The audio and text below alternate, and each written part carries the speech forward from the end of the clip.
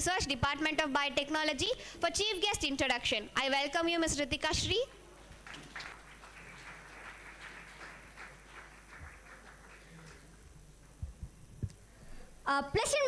Pleasant morning to one and all present here. I am glad to welcome our today's resource person, Dr. Ashok K. Pandurangan sir, to our Inspire Internship Science Camp. He works as an Associate Professor, School of Life Sciences, B.S. Abdul Rahman, Crescent Institute of Science and Technology in Chennai. His area of research interests are signal transduction in colon and breast cancer, ulcerative colitis and colitis-associated cancer, drug development and screening in cancer, natural product research. His educational profile includes BSc, MSc, MPhil and PhD in biochemistry from the year of 1999 to 2011 in University of Madras. His professional experiences are Associate Professor from August 2017 to till date, Associate Professor, School of Life Sciences, B.S. Abdul Rahman, Crescent Institute of Science and Technology in Chennai. He is also a visiting research fellow from August to April 2015 to July 2017. His awards and achievements are: he received C.V. Raman Prize in 2022 for the recognition of outstanding professional and research achievements in the field of life sciences by the Institute of Researchers in Kerala. He was listed in the top 2% of scientists in the year of 2020 and 22 in the field of oncology and toxicology by the Stanford University of USA. He also received Best Faculty Male Award from B.S. Abdul Rahman, Crescent Institute of Science and Technology. He also the recipient professor of Radha Shanmugasundaram Proficiency Award for Best PhD, this of the year 2011 in Biochemistry at the University of Madras, India.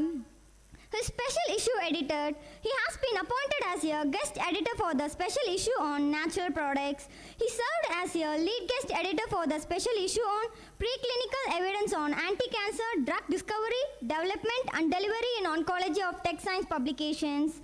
He has obtained grants for several projects like investigating the importance of edible bird nest in the management of type 1 and type 2 diabetics in the year of 2016, a possible mechanistic action of vernadolin against breast cancer in the year of 2015.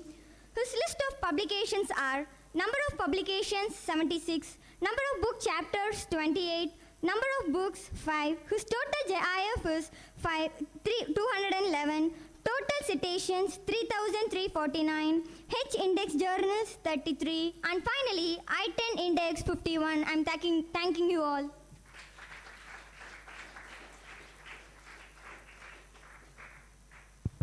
Thank you, Ms. Ritika Shri. The road to success and the road to failure are almost exactly the same. Now, I request Ms. Ananda Varshini ma'am, Assistant Professor, Department of Physics, to present memento for our resource person. I welcome you, ma'am.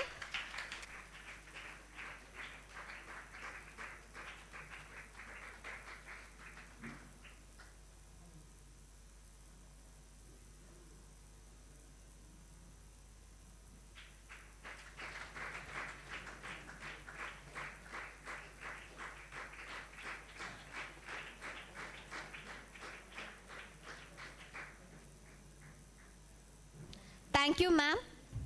If your actions inspires others to dream more, learn more, and do more, you are a leader. It's my honor to hand over the session to our resource person, Dr. Ashok K. Pandurangan sir, Associate Professor, B.S. Abdul Rahman, Crescent Institute of Science and Technology, Chennai. I welcome you, sir.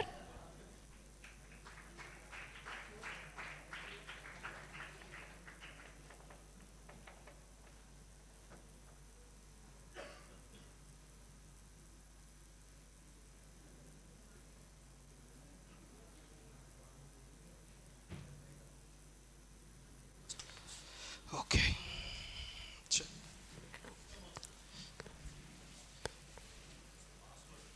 Oh, 2525.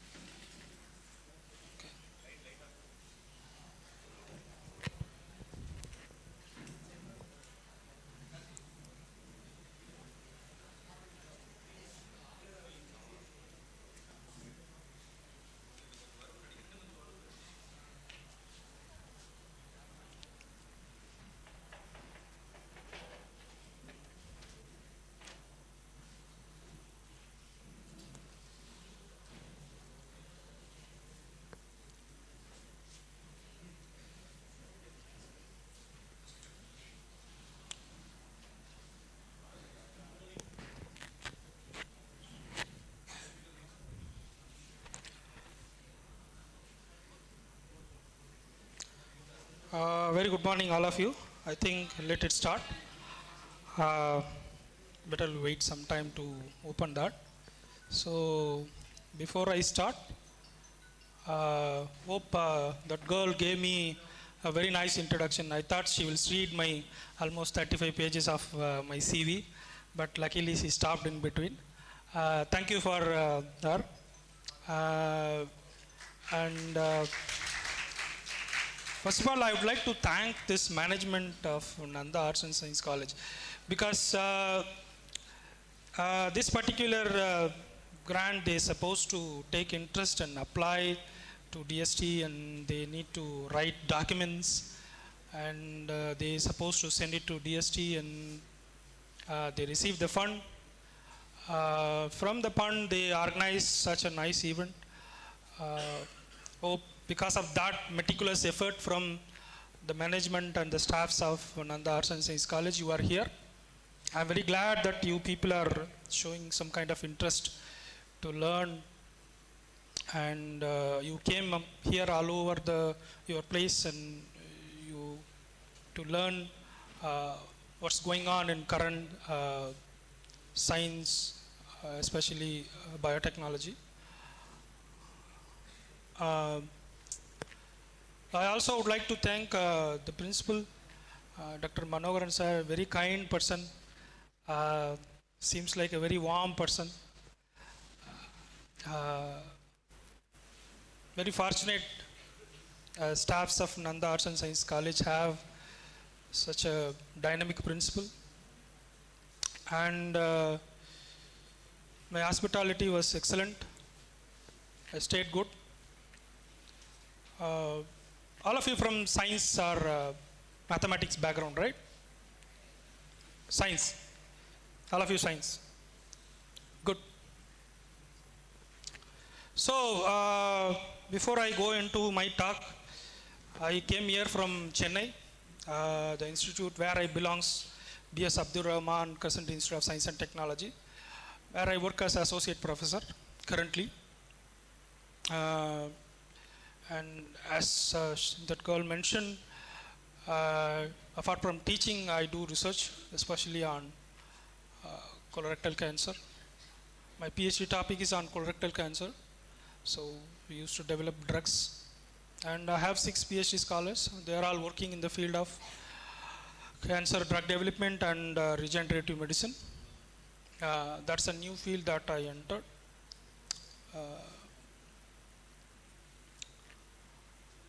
Well, okay.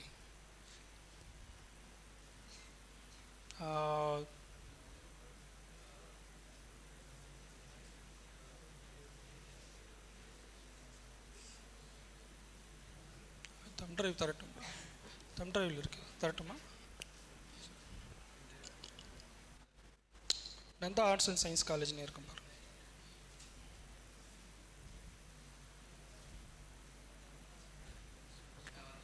Okay.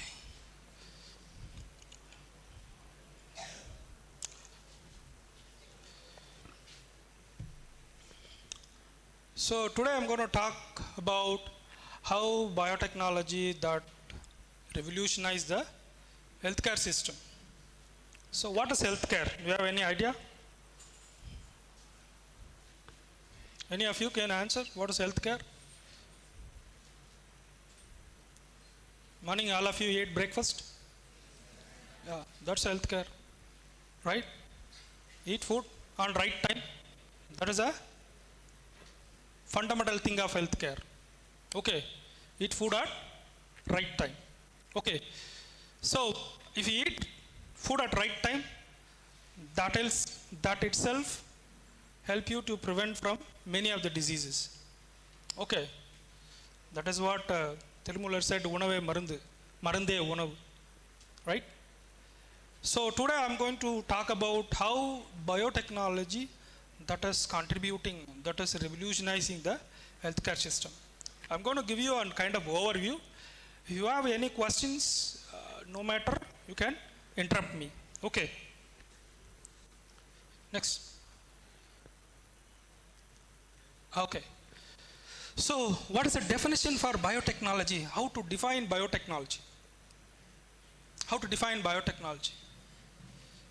You have any clue? How to define biotechnology? Any of you? Feel free. Okay. This is not your classroom. I'm not your teacher.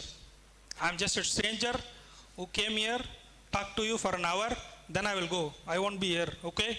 So feel free. If you know, say no. If you don't know, say don't know. It doesn't matter.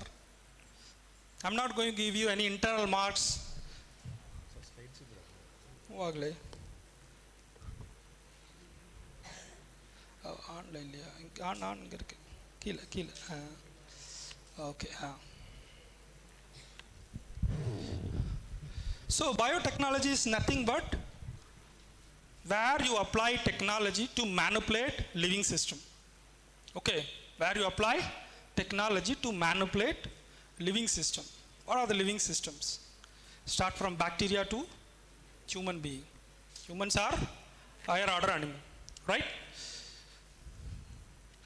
How this biotechnology evolved, right?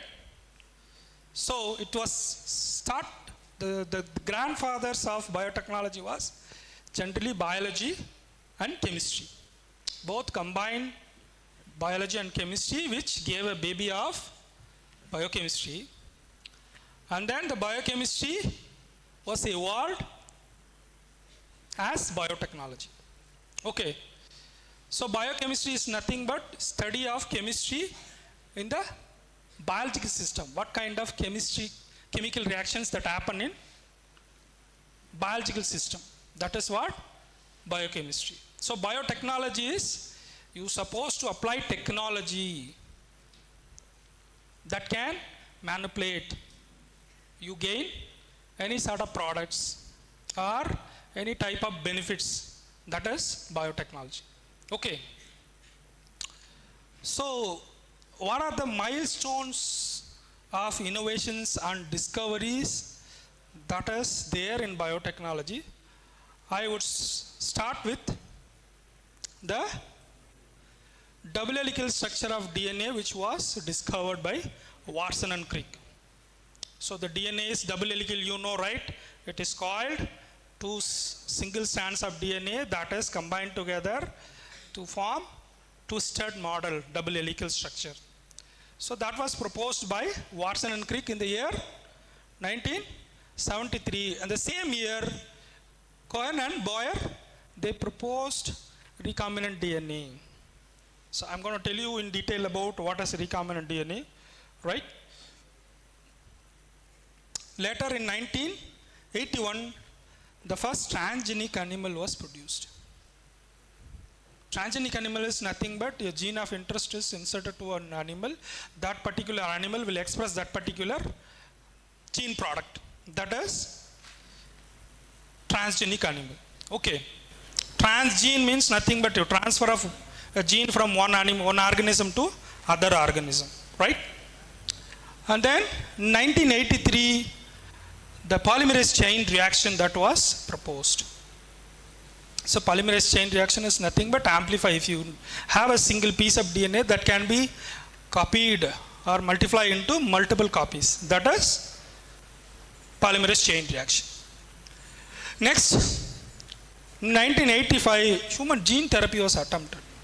People who have defect by birth, they have some genetical issues where later they try to alter the gene, rectify the problem. And then in 2003, human genome sequencing was evolved. So now we all know what a human genome is made up of. We have 3 billion nucleotides, and among 3 million nucleotides, we have around 20 to 25,000 individual genes are there. Some of the genes we don't know what is its function. Majority we know, some of them we really don't know what is its function. So we have around 20 to 25,000 genes, individual genes are there, right?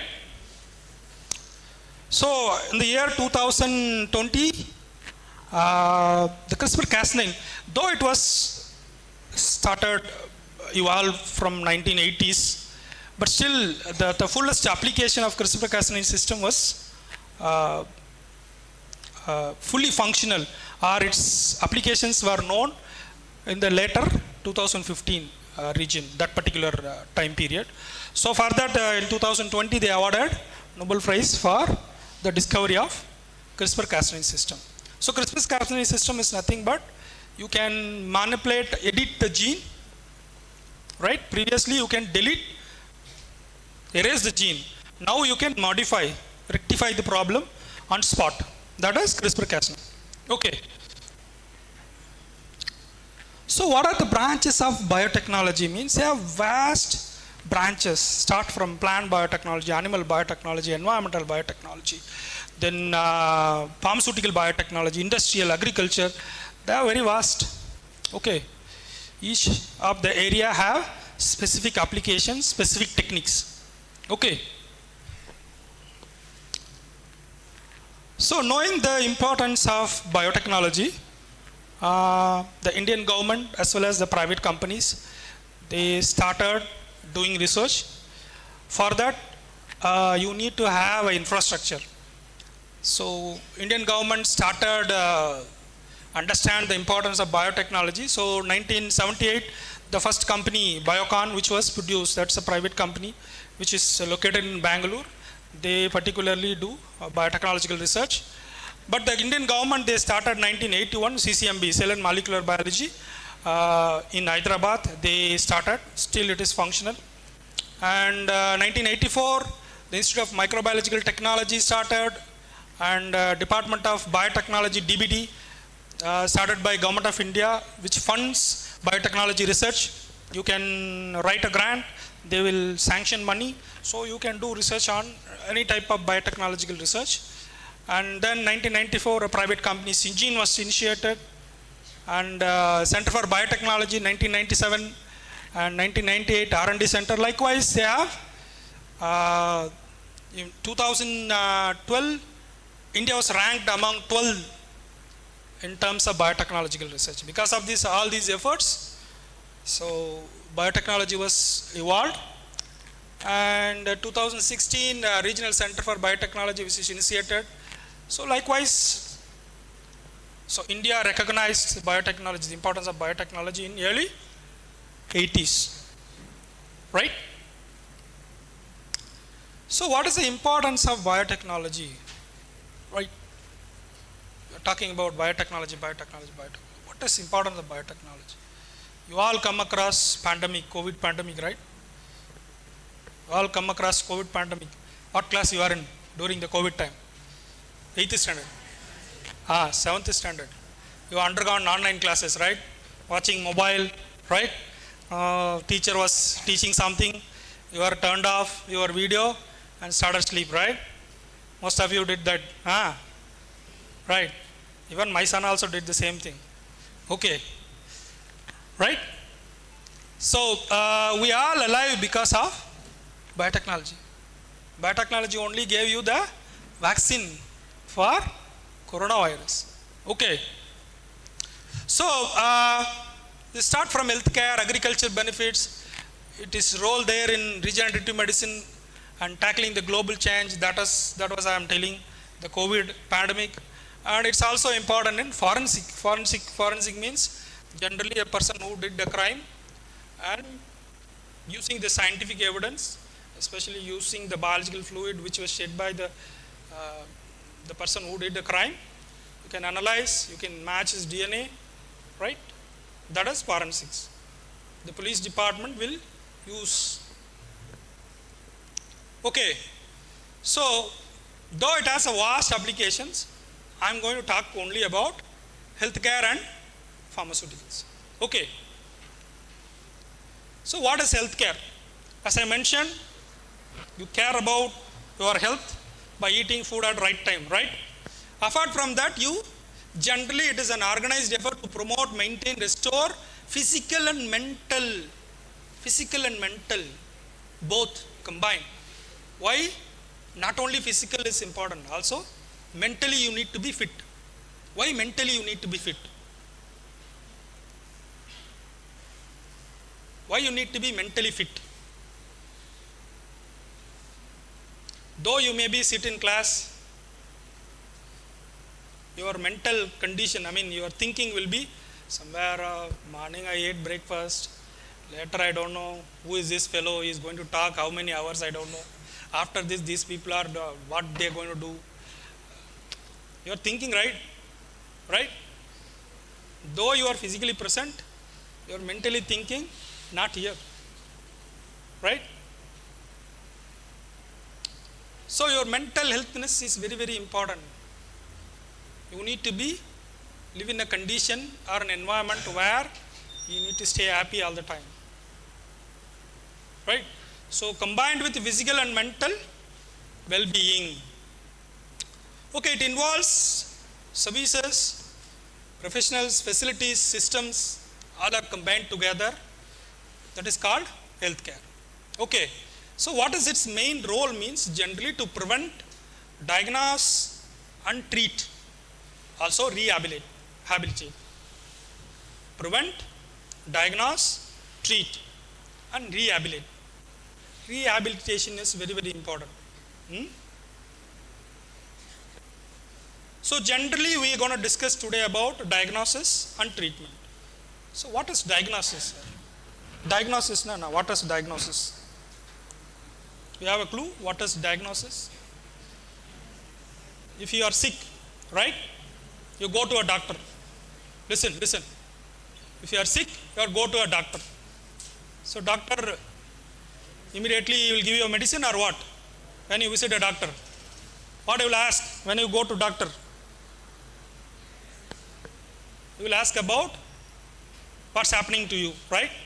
என்னப்பா நடக்குது உனக்கு போன உடனே கேட்குறாங்களா இல்லையா? Is asking என்ன நடக்குது உனக்கு? Sir 2 நாளாக ஜுரம் சார், தலை வலி சார், உடம்பெல்லாம் வலி சார், நடக்க முடியல சார், பசிக்கல சார், சாப்பிடல sir. All these things you are telling, right? These are all the symptoms. The doctor is asking questions to understand what kind of illness you have. He is supposed to diagnose what kind of problems you have, because you don't know what is happening to you, right? You are affected by what kind of disease? Do you know the medical terms? Sir, I was affected by flu virus, right? Are you telling this to doctor, or are you telling, sir, I have cold, I have fever? You are just telling the symptoms to the doctor. The doctor diagnose what kind of problem you have, right? That is diagnosis. And what is the treatment? The doctor give you the medicine, right? He is writing something, scribbling something which you cannot understand. Only the medical shop people will understand, right? He will write some scribble. So when you give it to the medical shop owner, he will give you the medicine, right? That is the treatment. Okay. So diagnosis, what kind of disease you are affected, that is diagnosis. And what kind of treatment, what kind of tablet supposed to you take, that is treatment. Okay, we are going to deal these two things. So why healthcare is very important, right? Why healthcare is very important? That improves life expectancy. What is life expectancy? What is life expectancy? Before independence, the life expectancy of an Indian people is about 35 years. Okay, the people will live only 35 years. Now, it will be over 65 years. Even when a person have a heart problem or a liver problem, they will remove the liver or heart, they will replace it. That is what happening, right? That is transplantations happening. That is because of the advancement in the healthcare system. Okay. Then the quality of life enhances the quality of life. What is quality of life? A person earns 15,000. When he was affected by a diabetes, right? He is supposed to spend 5,000 for every month to get his medicine, right? When economically he is weak, that will affect his quality of life, right? And it boosts economic productivity. India is developing one of the hub for healthcare. Now from the foreign countries they come here for their treatment because of our cheap and better healthcare system. Okay. And also it reduces health inequalities. Even a richer or poorer, both need to get same kind of medical system. That is called reducing the inequalities. Okay. Let us go into the technologies now of biotechnology. Have you heard about this term? Recombinant DNA technology? Majority of you heard about this term, right? What is it? Simply a recombinant DNA technology involved combining of DNA molecule from different sources. Okay. Let's say I have a gene of interest that need to be expressed. Okay. Or I need a protein product. I know a sequence of a gene. I'm going to insert it into a plasmid. Then I'll put it in a bacteria, that is a host. Then I will allow it to express. I will harvest the protein. A simple example is insulin. What is the purpose of insulin? What's the application of insulin? It reduces glucose, right? It clears the glucose from your body. Generally, during the diabetes mellitus, people are insufficient. Production of insulin happens, right? So before the invention or discovery of this particular technology, if you need insulin, you know what is the source? Where they get insulin? They isolated from pig pancreas.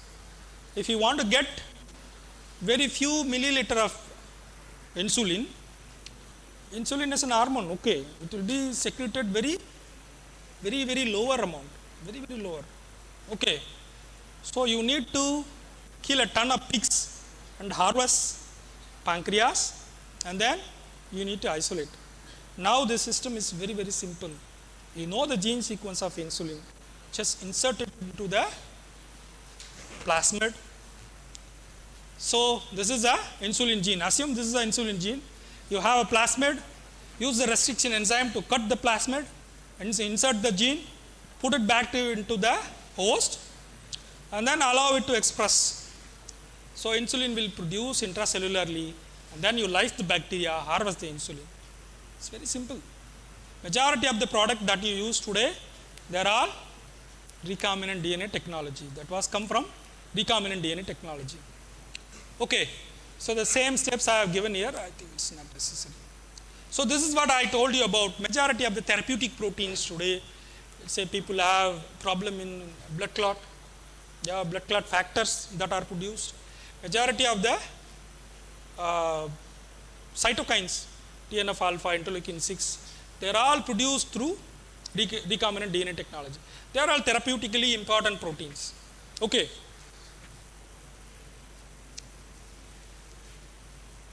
Next, vaccines.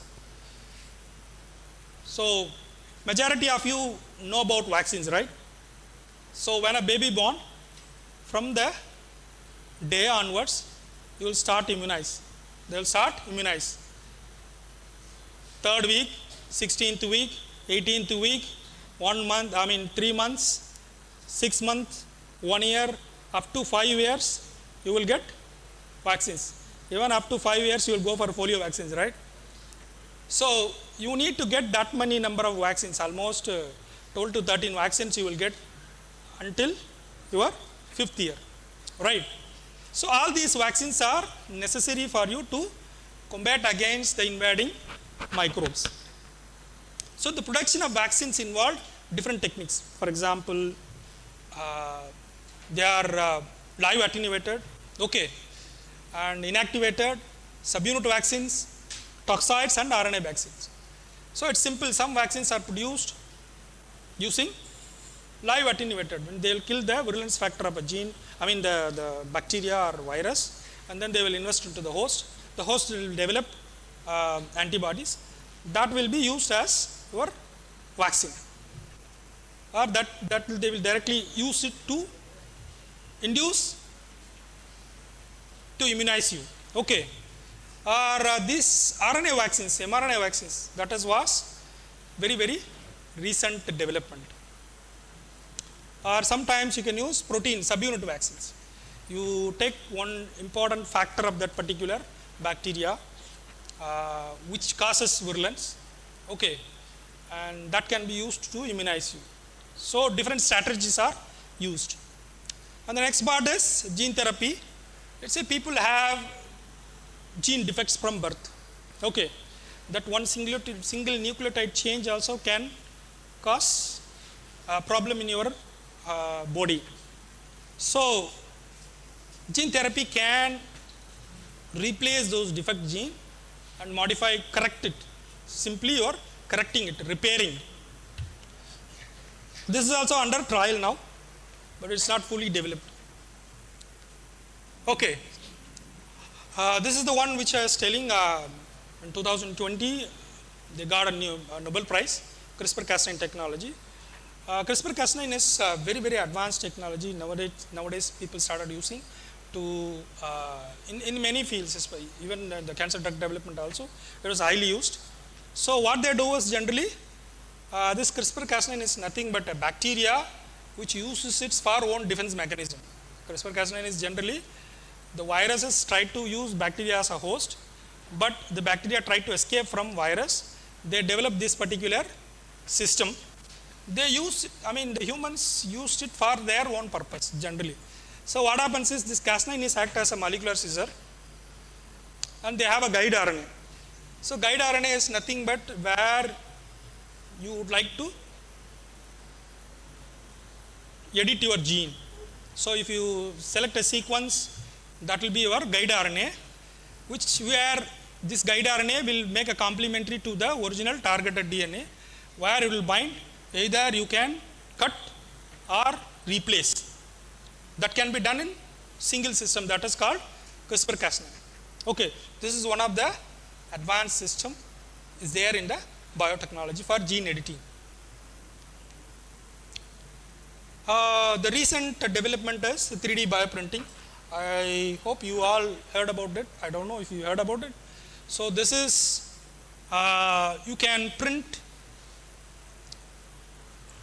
any kind of biological tissues or organs by using a printer.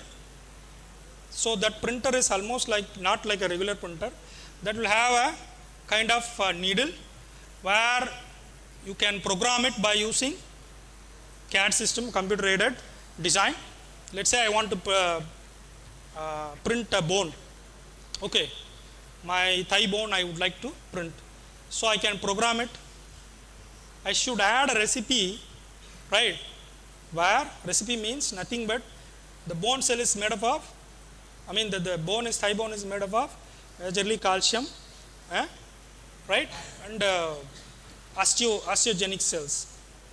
So you add those cells in a recipe and then you program it, that will give you a bone structure. This can be used for your research. Okay. The same way you can print organs. Let's say you want to print heart. Heart cell is made up of cardiomyocytes.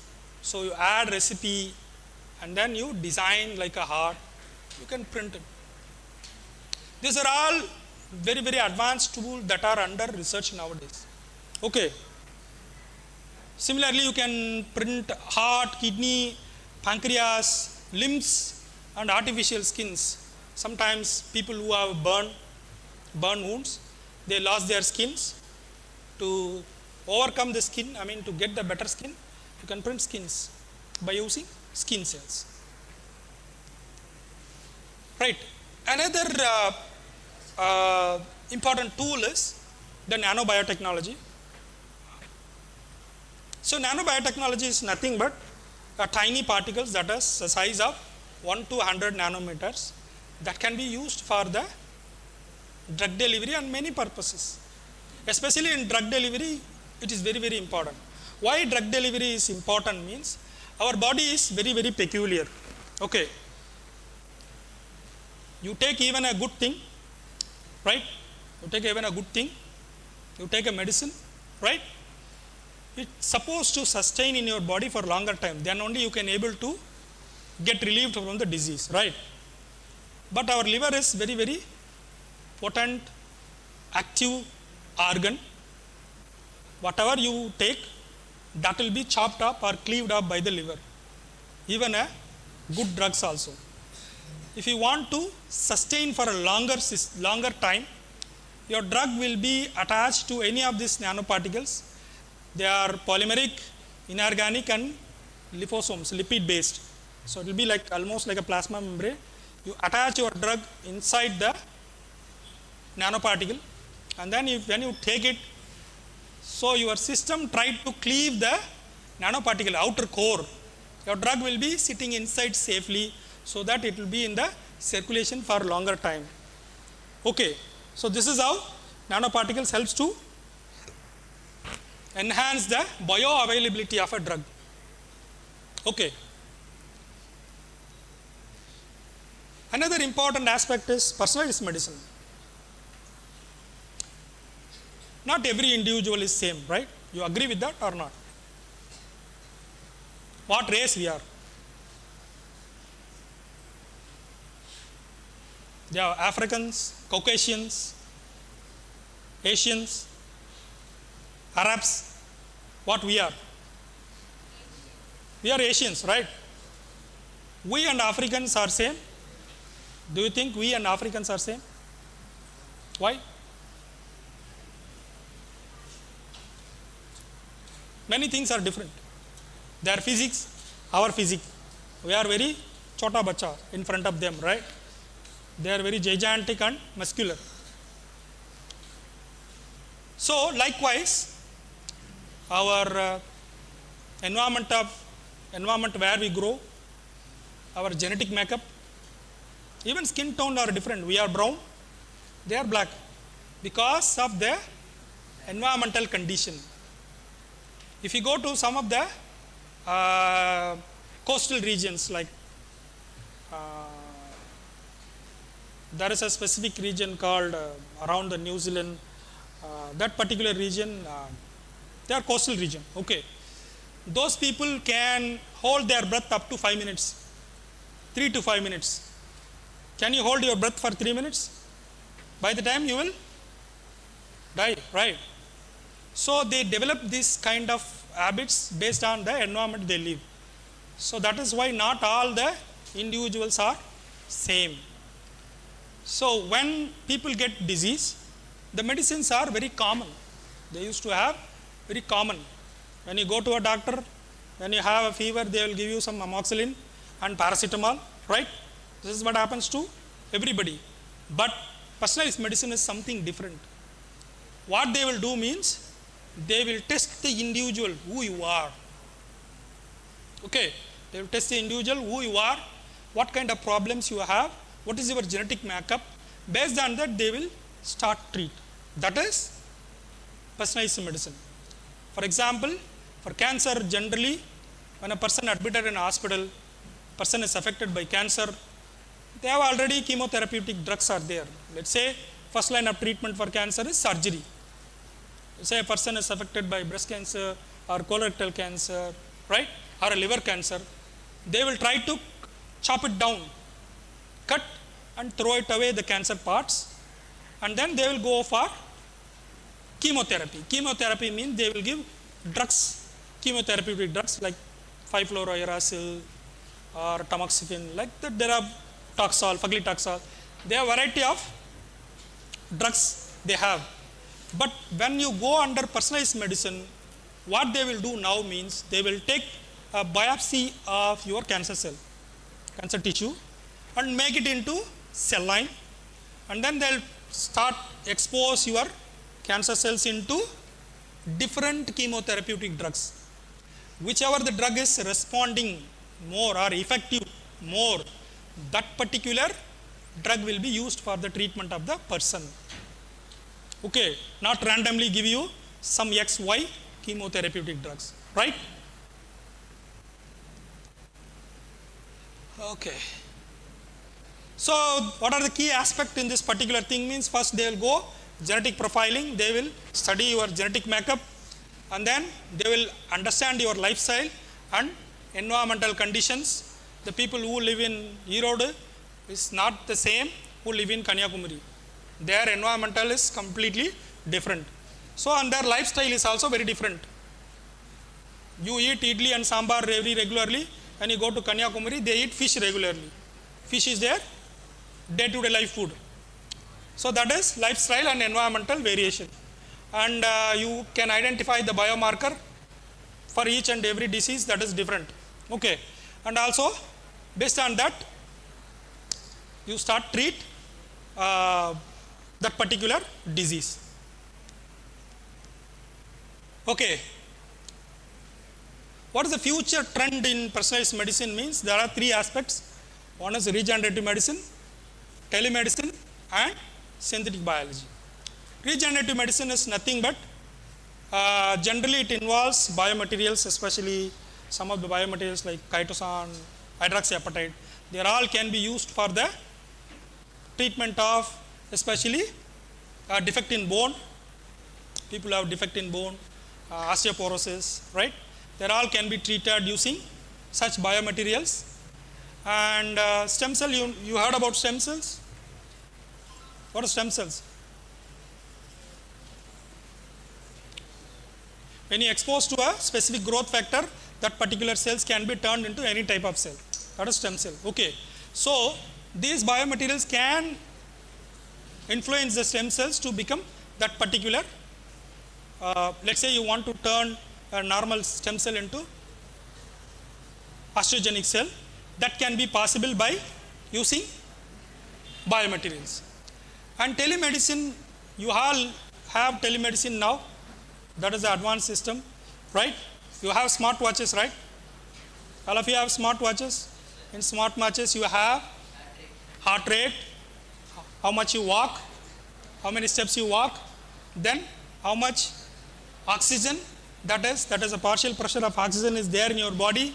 Then you check your heart rate, blood pressure, everything you check, right? With your hands. So this is telemedicine. Let's say you are affected by some kind of illness which is very rare. This particular doctor who is specialist there in America, you cannot able to travel. How you deal? By teleconference, right? So this is called telemedicine. Okay. So this is the phase of vaccine development. I think it is not necessary. Maybe I'll go to. So another important aspect is this you all should know, antimicrobial resistance. Do you have any idea what is antimicrobial resistance? When you go to a doctor of any viral or bacterial infection, the doctor will give you specific antibiotics. You all know, right? They will give you some antibiotics. They will ask you to take 3 to 5 days, right? So when you expose to this kind of antibiotics for longer period, okay, so the bacteria or virus is very, very smart enough to overcome resistance. I mean, that cannot able to sensitive to those kind of antibiotics. So this is antibiotic resistance. So the bacteria will evolve himself or itself to become resistance.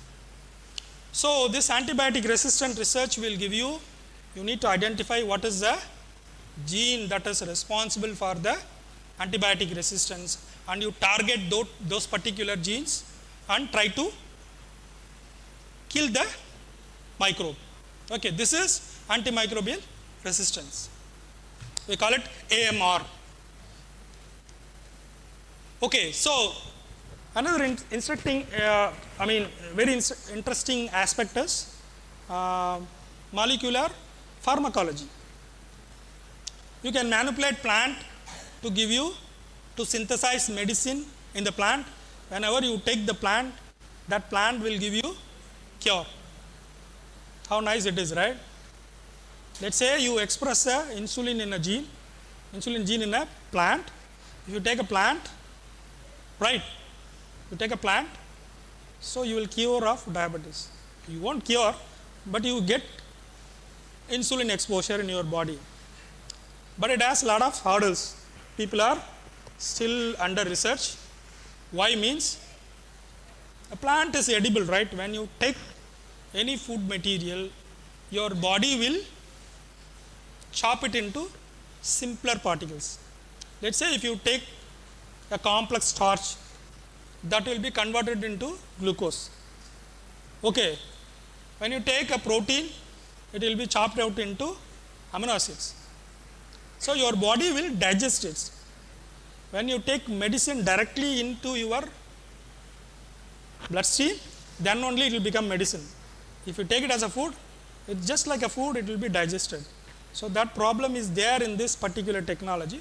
Simply you take a gene of a particular gene which you want to express, and then you put it in a plasmid and express into a bacteria. There are plant vectors are there. Okay, so that particular plant will express this. This is yes for sure, but they have a hurdle of bioavailability. Okay, so whether it is available to a person or not, it's still under research. Okay. Next is important technique called monoclonal antibodies. Monoclonal antibodies is nothing but production of antibodies from single clone. Okay, this is one of the important technique which will be used in the treatment of various diseases. I will give you the list of monoclonal antibodies which can be used in different diseases. So first, how this particular disease, this monoclonal antibody is produced means, let's say you attach your antigen which you want to raise antibodies, which will be attached to any kind of hapten that can induce immune reaction, which will be injected to a mouse, and then you isolate the B cell of the mouse, that is bone marrow cell of the mouse, which will be fused to a melanoma cells. Melanoma cells is nothing but it's a cancer cell, a type of cancer cell. When you fuse these two, which will be named as hybridoma. Hybridoma means two different cell types, they combine together, that is hybridoma. And then these hybridomas produce monoclonal antibodies that is very, very specific. They are single clone. That will be specific to one type of antigen. It is not reacts with multiple antigens. Okay. So after you produce, you can test it against different techniques like ELISA, Western blot, and arrays to check the purity of the antibodies. This can be used for many diseases like cancer. You see, this MAP means that is monoclonal antibody. MAP, you see all the drugs, they are end up with MAB, right? This MAB means monoclonal antibody. Okay. So these are all the monoclonal antibodies that are used against cancer. Trastuzumab, bevacizumab, rituximab. For autoimmune diseases, they use adalimumab, infliximab, and natalizumab. They have the company which produces their common name are there, but this is their original name. So likewise, you see all the disease conditions you can, for the neurological disorders, especially uronumab, orilizumab, for bone disorders, and during the organ transplantation, especially during organ transplantation, these monoclonal antibodies used as a immune system suppressors. You're supposed to suppress the immune system. Sorry. So next aspect is microfluidics. I hope another 5-6 slides I'll finish up. Okay. Microfluidics is very, very recent techniques where in this particular technique, the fluid is controlled with a tiny volume. Okay, very tiny volume. If you have a small, you know the glass slide, right? If you have half of the glass slide, you can complete one diagnosis. Okay, very, very minimal sources are good enough to diagnose anything. Okay, so this can be used in lab on chip, especially. You heard about glucose monitoring, right?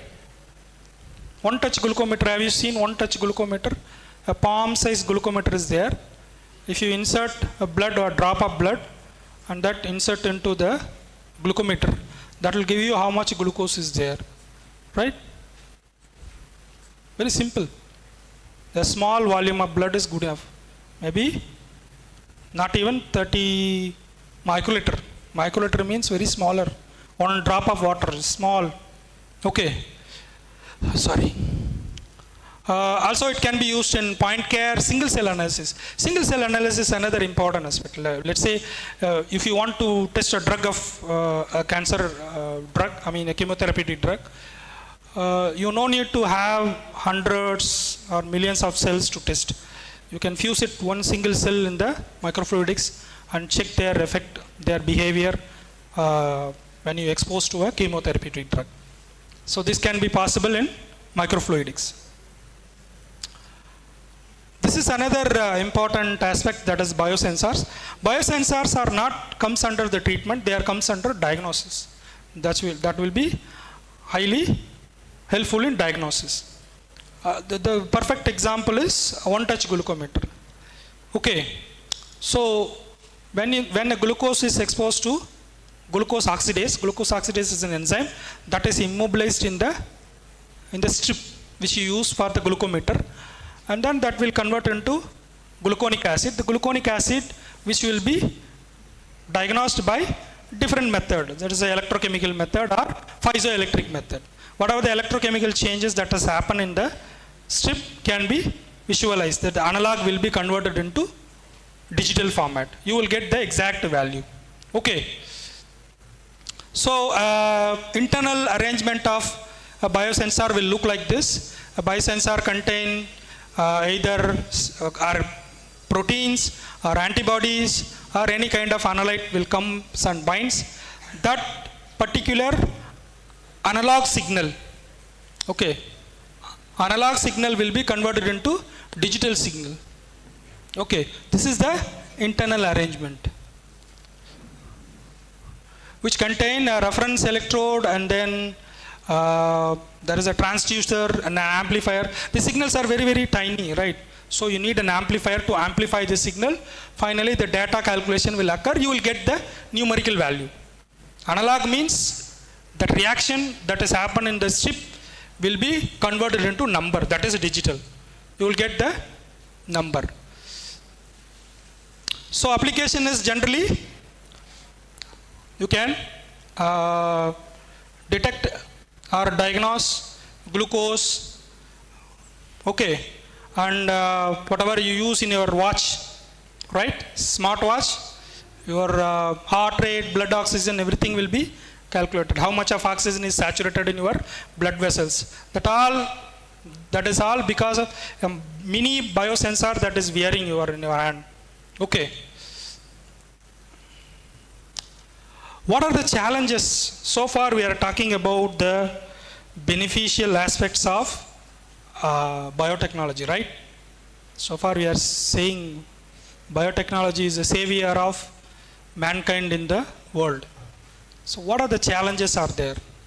That is also there. A limitation is there in every sort of good things. Okay, that also we need to address. Okay. What are the challenges? I was telling about all these things, right? They all have ethical issues. You cannot use it directly to the humans. Not all of them can be used directly in humans. Then why we need to do this? Still, one day we're going to use it. One day we're going to use it. Right. What are the challenges? You see all these topics, right? Gene therapy, stem cells, transgenesis, cloning. So gene therapy is nothing but, I told you, a person who have genetic defect, even a single nucleotide, that will affect his everyday life. Majority of the inborn errors have one nucleotide, two nucleotide, which is different. Okay. So gene therapy is proposing it will correct the defect gene. So far, it is not tested in humans. It's all under smaller animals. Smaller animal means rat, mouse, up to rabbit. Not even monkeys. Monkeys research also banned now. Majority of the cosmetics, they were tested in monkeys. They banned to use it in monkeys. Now not even used in rat and mouse. They stopped completely using animals for cosmetic research. Okay, so this is one problem. This cannot be tested in humans. Okay, and the next is stem cells. Stem cell is very, very boom in the early 21st century, sorry, where stem cells can be a cure for all the diseases. Okay, stem cells can be a cure for all the diseases. But these ethical considerations come and slow down the usage of stem cells for treating diseases. Imagine you have a cell that can be converted into any type of cell. Okay, that much of Akshaya Patra you have, but still they have a hurdle. You cannot use it for humans even today. Okay, but in Malaysia and America, the human trials are slowly going on. Convert the stem cells used for the treatment of few diseases, not all, very few diseases. Especially for diabetes, they are trying to regenerate the beta cells to produce insulin. They act normal. That research is going on, but it's not fully FDA approved. And next is transgenesis. Transgenesis is that is also another important area of biotechnology. But unfortunately, there is also another issue. Let's say I want to express some gene into a human. What will happen? The human may not be a normal human. Okay, right? And last one is the cloning. Cloning, imagine if him like 100 of person is roaming around the same road, what will happen? So what is your name? Sanjay. How many? One Sanjay we know, he is here. But if I start clone hundreds of Sanjay in Erode, what will happen? You don't know who is the real Sanjay. This is what happened in Goat movie, right? So Goat movie, if I say, probably you'll understand what kind of confusions are happened, right? So that is the drawback of any type of technological advancements. Okay, so these are all the problems that are there in the biotechnological research. Okay, I hope so far I gave you some kind of overview about what is biotechnology, how biotechnological innovations and discoveries that helps in healthcare advancements. Okay. These are the references I come across. If you have any questions, you can ask before I complete my acknowledgement. I'm happy to answer. Give them mic.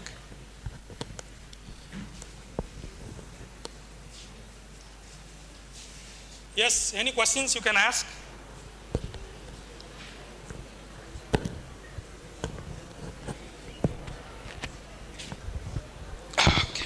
Sir, again explain about CRISPR-Cas9. CRISPR-Cas9. CRISPR-Cas9 is nothing, Kanna. There's a system. CRISPR is clustered palindromic repeats of repeats, and Cas9 is an enzyme. So what will happen is Cas9 is a type of enzyme. It acts as a molecular scissor. Okay.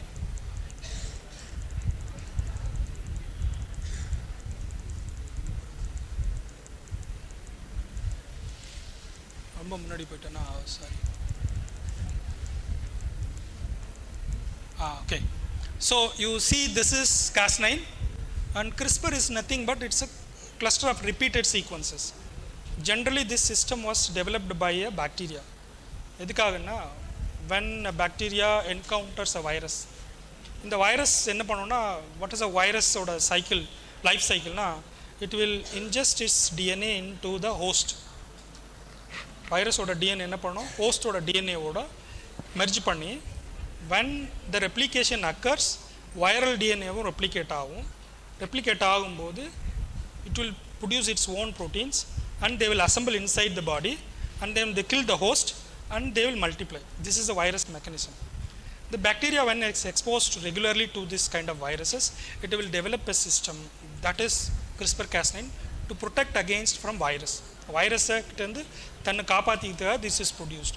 என்னென்னா when you have repeated sequence, இந்த மாதிரியான repeated sequence இருக்கும்போது இந்த CRISPR-Cas9 will come into active. Virus அதனோட DNA insert பண்ணும்போது this CRISPR will identify the sequence and the Cas9 will go and bind to this sequence and it will cleave பண்ணி வைரஸோட டிஎன்ஏவை break பண்ணிடும்.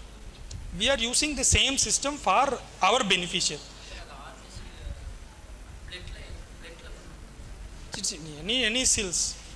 Any cells பாக்டீரியாவோட system தான் இது. நாம் இதை என்ன பண்ணிக்க போகிறோம், any type of cells you can use. Okay, so நம்ம என்ன பண்ண போகிறோம்னா we take this particular system. Before that we need to synthesize this guide RNA. I told you about we have 25,000 genes. இந்த 25,000 ஜீன்ஸில் எந்த ஜீனை நீ எடிட் பண்ண போகிற அதனோட ஸ்மால் சீக்வன்ஸை எடுத்துக்கணும். That is the guide RNA. So இந்த கைட் ஆர்என்ஏவையும் Cas9ஐயும் இன்செர்ட் பண்ணும்போது என்ன ஆகும்னா இந்த கைட் ஆர்என்ஏ எங்கே இந்த கைட் ஆர்என்ஏ இருக்கு இல்லையா, எங்கே இதனோட காம்ப்ளிமெண்ட்ரி சீக்வன்ஸ் இருக்கோ அங்கே போய் பைண்ட் ஆகிக்கும்.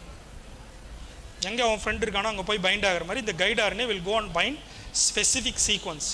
இப்போ என்ன பண்ணுவோம், இந்த Cas9 will come and either cut பண்ணி ரீப்ளேஸ் பண்ணலாம், கட் பண்ணி தூக்கி போடலாம், ஆர் யூ கேன் ரீப்ளேஸ். என்ன டிஃபெக்ட் ஜீனோ கரெக்ட் ஜீனை நீ இன்செர்ட் பண்ணனா that will replace. This is CRISPR-Cas9. No problem. Any other questions? Yes, அங்கே இருக்கு.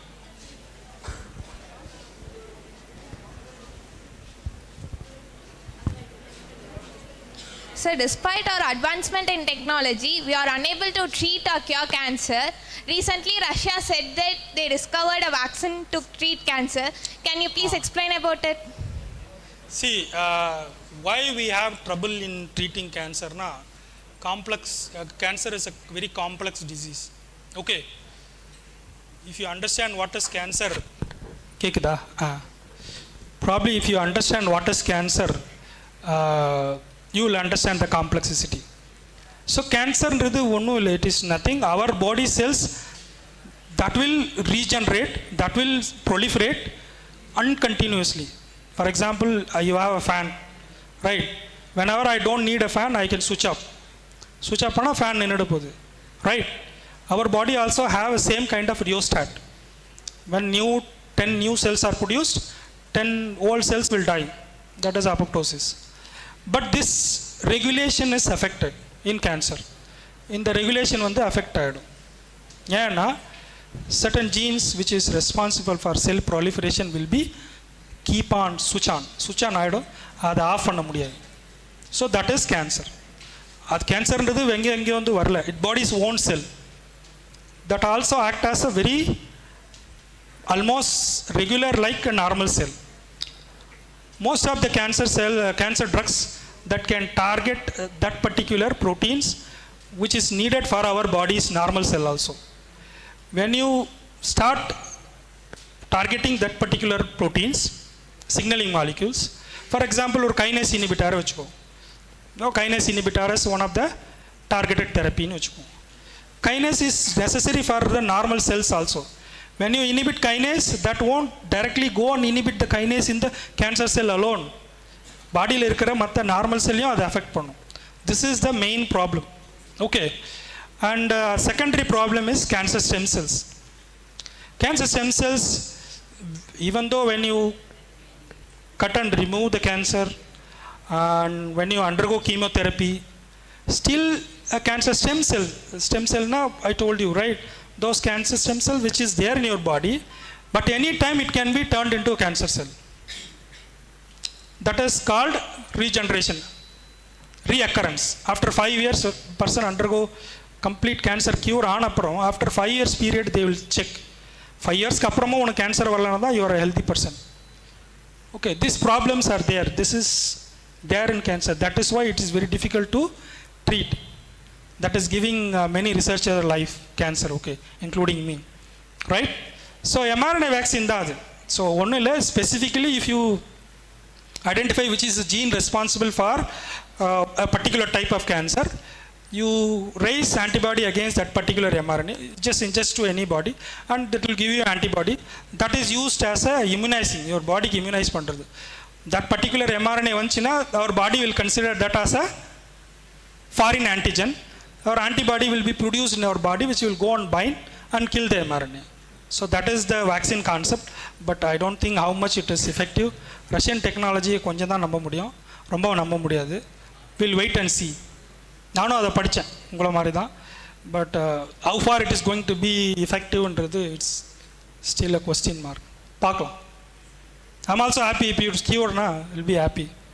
But it cannot be same for all type of cancer, because every different type of cancer is different.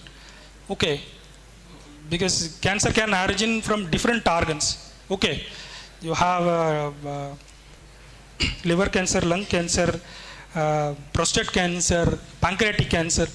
They all are originated in different organs. Different organs, they have different cells. Different cells have different characteristics. So இது எல்லாத்துக்குமே சர்வ வலி நிவாரணின்னு ஒன்று இல்லை. That is what I believe. காயக்கல்பம் மாதிரி ஒன்று எடுத்துக்கிட்டு நான் ஒரு மருந்து சாப்பிட்டா எல்லாத்துக்கும் சரியாகும் அப்படி. I don't believe in it. Let us see. Thank you. I think you are reading newspaper every day, I guess. That's good. That's a good habit. Okay. Yes.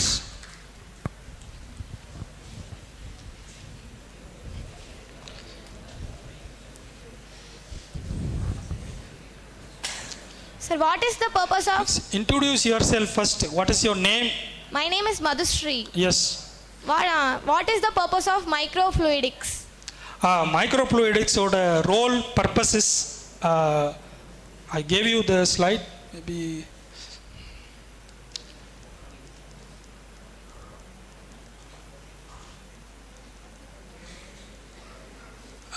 Okay. So microfluidics oda idha adanoda role. Okay, it can be used to diagnose, majorly diagnose. See, whenever you go for a diagnosis, you need to have a large volume. Okay, so ஒரு blood profile diagnose பண்ண போறீங்கன்னு வச்சுக்கோங்க. When you go for a regular checkup, maybe you are young, you are not doing it. So above 30 people, they will go for a diagnosis. Now they will take 5 ml of blood. Okay, இது வந்து is a tiny, small chip. You need very, very smaller quantity. Okay, to diagnose even a disease, right? Or in our application, I told you that is single cell analysis. This microfluidics can attach to a single cell that can be checked for any kind of regulation or metabolism. Let's say, for example, நான் ஒரு anti-cancer drug வந்து develop பண்ணலான்னு இருக்கேன், but I have very, very smaller amount of drug. Nanogram அளவுக்கு தான் எங்கிட்ட drug இருக்குன்னு வச்சுக்கோங்க. You cannot use it for regular MTT assay. அப்போ என்ன பண்ணணும்னா, you can go for microfluidics. You can simply attach a single cell in the microfluidics, then add your drug, and then check whether the cell is respond to the drug. Right? So smaller volume, it's a chip, குட்டி உண்டு, ஒரு மிட்டாய் அளவு size தான் இருக்கும். It's still under development. It's very recent. இன்னும் நான் இப்போ தான் இதை பண்ணலான்னு பார்த்துக்கிட்டு இருக்கேன். I'm just looking at it. IIITDM in Kanchipuram, they have this system. So maybe you can check YouTube for more information. நானும் அதான் பார்த்துக்கிட்டு இருக்கேன். Thank you, sir. Thank you for asking the question.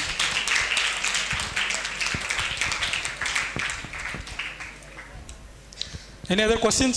Yes.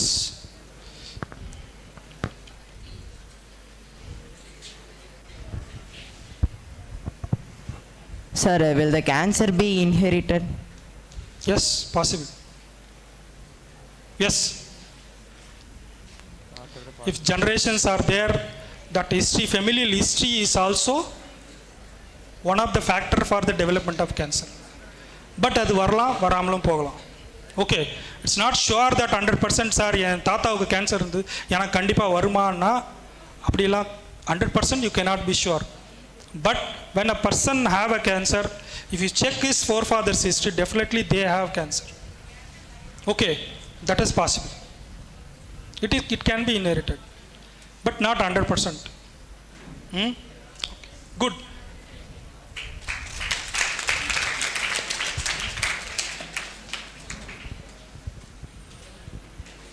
Any other questions, sir?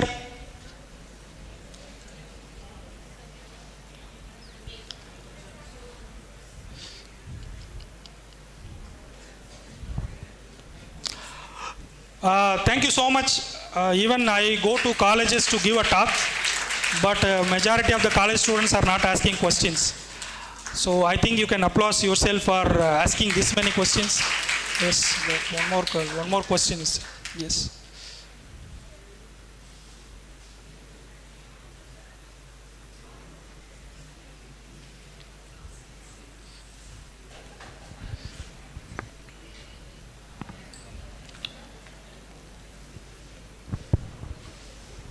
Sir, if the cancer can spread through the blood to another person, sir. Cancer From one can person- spread through? Blood, sir. Transfer It's of- not infectious. Okay. Cancer is not infectious. It is a non-communicable disease. Yes. Cancer comes under cancer, cardiovascular diseases. They are all non-communicable. Non-communicable na என்கிட்ட இருந்து உங்களுக்கு வரும் உங்ககிட்ட இருந்து இன்னொருத்துக்கு வராது.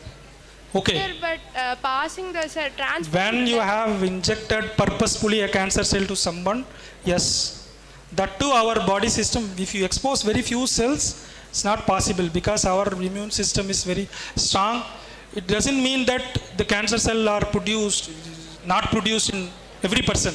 The cancer cell are produced in every individual, but our immune system is very strong enough to clear those smaller volume of cancer cells from our body. That's why you stay healthy. Okay, purposefully I collect some cancer cell induced to the person. There may be I have a chance, but not 100%. Our immune system is very strong to clear those cells. நானே நிறைய தடவை cancer cell handle பண்ண இன்ஜெக்ஷன்லாம் கையில் குத்தின்னு இன்னும் எனக்கு ஒன்றும் ஆகலை, but பார்க்கலாம் அப்படி வந்துச்சுன்னா சொல்கிறேன். Thank you, sir. Okay.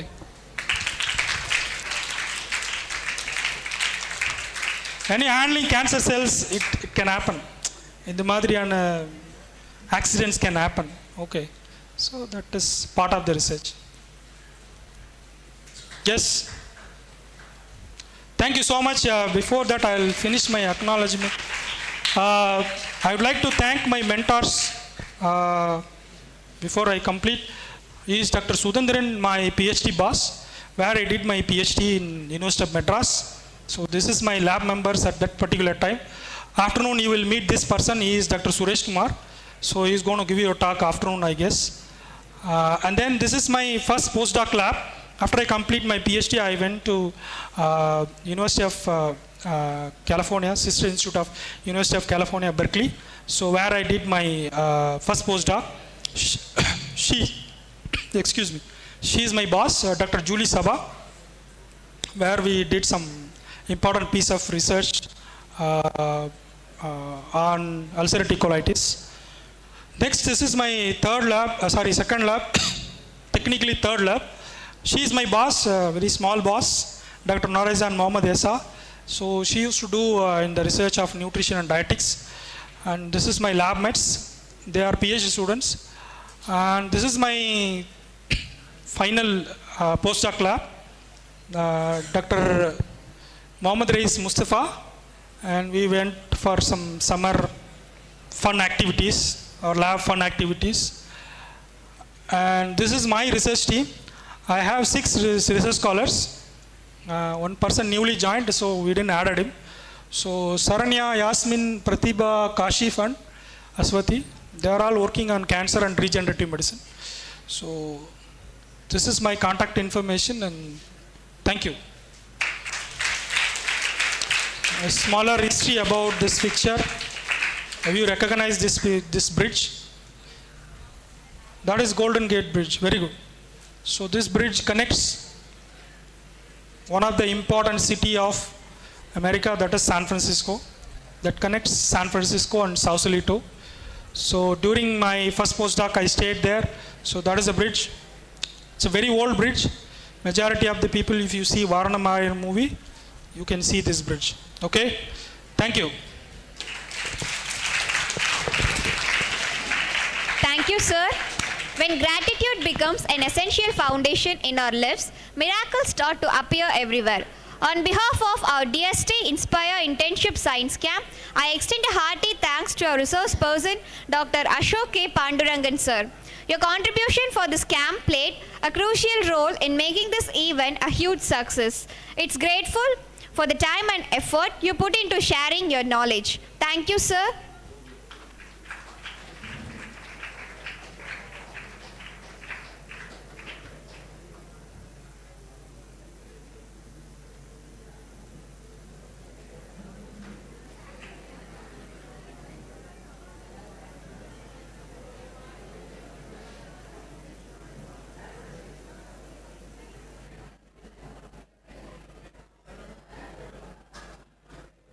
No value if you leave behind the people to celebrate with. Now, I would like to call upon Ms. R. Asin from PG and Research Department of Biotechnology for Chief Guest Introduction. I welcome you, Ms. Asin.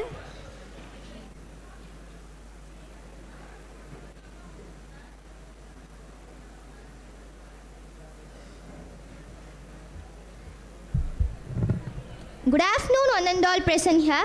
I am glad to welcome our today's resource person, Dr. A. Suresh Kumar sir, to our Inspire Internship Science Camp. He is a principal scientist and associate professor of biochemistry and biotechnology laboratory in Central Leather Research Institute, Adayar, Chennai. His educational details: he has done his MSc and PhD biochemistry in University of Madras. His employment details are postdoctoral associate in UPNN, Philadelphia, USA, research scientist in University of Malaya, Malaysia, principal scientist in Central Leather Research Institute, Chennai. He was honored by an international and national award. His professional experience and training relevant to the project: research experience, more than 15 years of experience in biochemistry and cell signaling like cancer biology, oxidative stress and fibrosis, and 10 years of experience in bone and cartilage tissue engineering, wound tissue regeneration for biomedical applications. He has given guidance to 3 PhD students and currently to 6 PhD students. He has published both in national and international levels. His areas of researches: cell signaling, oxidative stress, cancer biology, lung fibrosis, bone and cartilage tissue engineering, wound tissue regeneration. His few publication details includes an overview of collagen-based composite scaffold for bone tissue engineering, the multifaceted role of natural agents in colitis, associated cancer prevention and therapy, understanding the mechanism of luteolin, a bioflavonoid, on colorectal cancer, therapeutic potential of natural agents against oxidative stress, influenced colitis, associated cancer, current update on natural agents against triple-negative breast cancer. He pursued many projects: a multimodal preclinical imaging system combining X-ray, fluorescence and ultrasound, and biofabricated leather, and development of affordable and effective collagen matrix from Hydroskin for wound grafting applications. Thank you. Thank you, Ms. Asin. The excellence of a gift lies in its appropriateness rather than in its value. Now I request Dr. V. Sendil Kumar sir, Assistant Professor, PG and Research Department of Biotechnology, to present memento for our resource person. I welcome you, sir.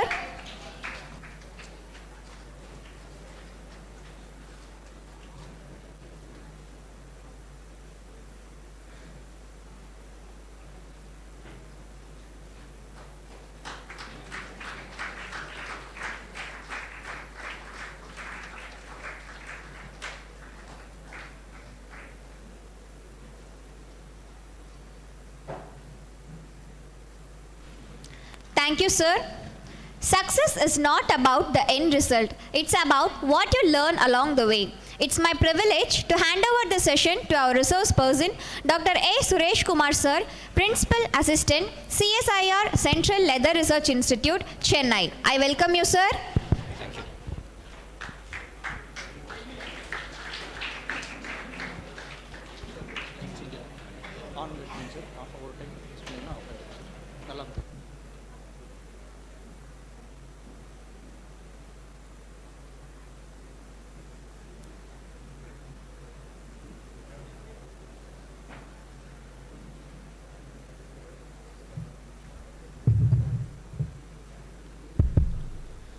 So, very good afternoon to one and all. Yeah, it's very energetic. I think you all have a very good lunch, correct? So, me too, same, okay? So, first of all, I wish to express my sincere thanks to our Principal Sukumar sir for giving me an opportunity to share my research experience today. So, whatever I am going to share today is nothing new. Some of them are you are already heard through television or internet sources or Google, and some of them are very new to you. That is my research experience. I will share some of the slides with all of you. And also I would like to thank head of the department sir and Pungode madam and other faculty members for inviting me today in this forum to share the experience. So in introduction they have told about me. I belongs to Central Leather Research Institute. So in Central Leather Research Institute, the name itself you can come to know it is Leather Research Institute. What biochemistry and biotechnologies we are doing there, that I will tell later. Our institute belongs to Council of Scientific and Industrial Research. So you can Google it later. In CSIR, if you type in Google, you can see the 36 national laboratories coming under the central government as autonomous bodies. Among them, Central Leather Research Institute is located in Adayar, Chennai, where I belongs to. So after completing my PhD, I was joined in a Central Leather Research Institute in the year of 2014 end. So I have completed already 10 years there. So I just want to emphasize the institute which I am belong. That's why I am talking more detail about this Central Leather Research Institute. Most basically, Leather Research Institute focusing on shoe product design management, waterless chrome tanning process and chrome shaving process for the pollutant, environmental pollutant. Among them, we are not a leather biotechnologist or leather technologist. We are basically a scientist, belongs to science of biochemist in BSc, MSc followed by PhD. So we are focusing on collagen-based research on various healthcare application.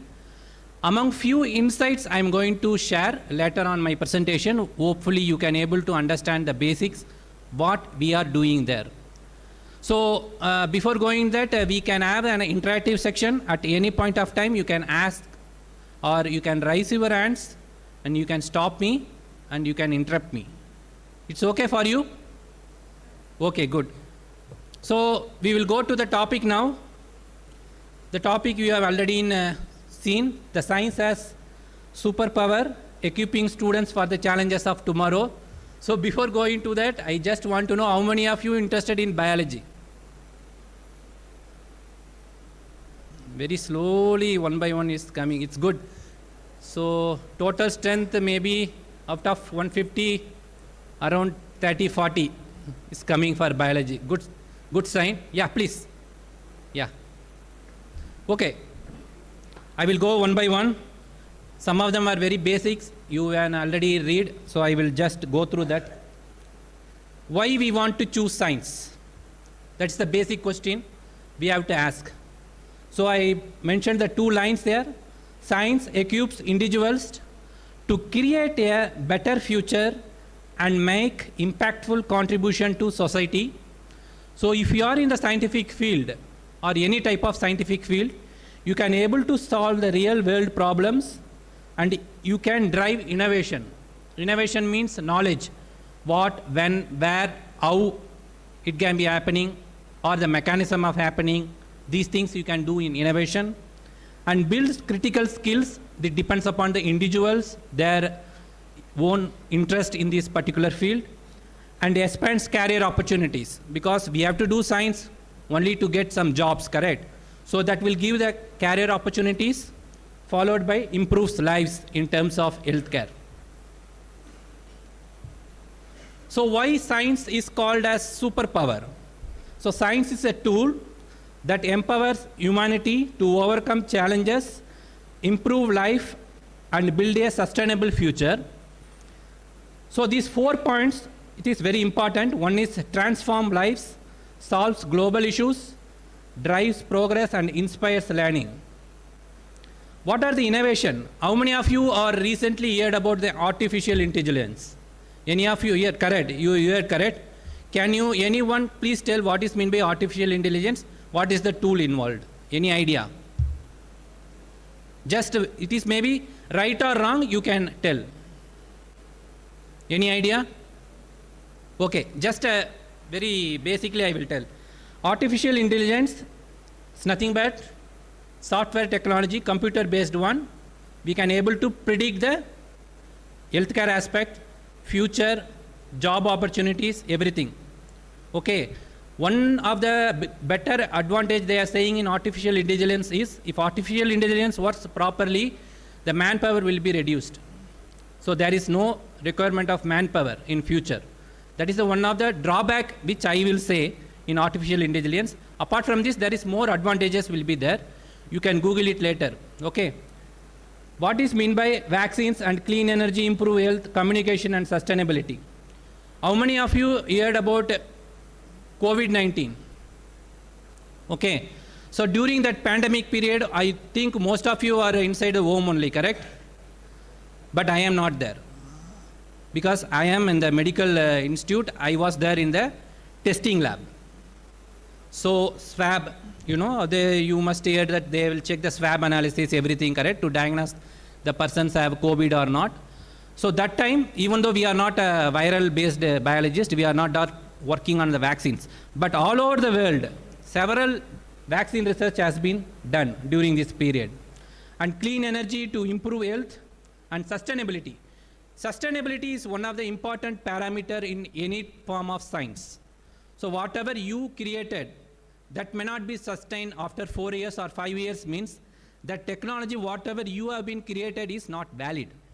So the sustainability plays important role in any part of the innovation. Followed by solves global issues, that is tackles problem like climate change. Climate change is nowadays is a very frequent problem where we can see during our northeast monsoon also several places of our Tamil Nadu has been affected during the flood. Hope you have been seeing these newses to 3 channels. Like that, pandemics and food scarcity with the practical solutions. Followed by the drive progress, advanced technology, boost economies and create opportunities for future growth in terms of employment. And inspires learning, which encourages curiosity and problem solving, equipping people to shape for a better tomorrow. So if you are not keep on talking about the science and science will be present in all day and every day of our life. If you imagine smartphones we are carrying out, I think the school students are not allowed, correct sir? Smartphones. They are having, okay. These smartphones also helpful for you. That is the first point I put because of the communication technology and vaccines and medicines, which I have been told previous slide, that plays important role in healthcare, clean water and electricity, and genetically modified crops, which I will explain later in coming slides, and solar panels, wind turbines, and electric vehicles for the energy saving purpose as well as the energy production. And recycling and biodegradable material reduce the environmental impact. And surveillance systems and advanced locks protect the homes and workplaces through CCTV. You can able to see most of the apartments or buildings are having the CCTV to monitor their surveillance system. Followed by the streaming, the platforms, video games, and virtual reality enhances the entertainment and creativity. So what is the science? Play important role in addressing the global challenges. If you ask, I will put some few here. You can read it, such as renewable energy technology, such as solar panels, wind turbines, carbon capture and storage, mRNA vaccines, which I have been told for the COVID they have done using Pfizer, BioNTech. These are the companies which has been produced.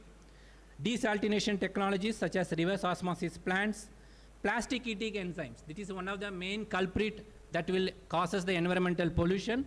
So there is a specific enzyme called PETase that destroy or degrade these plastics.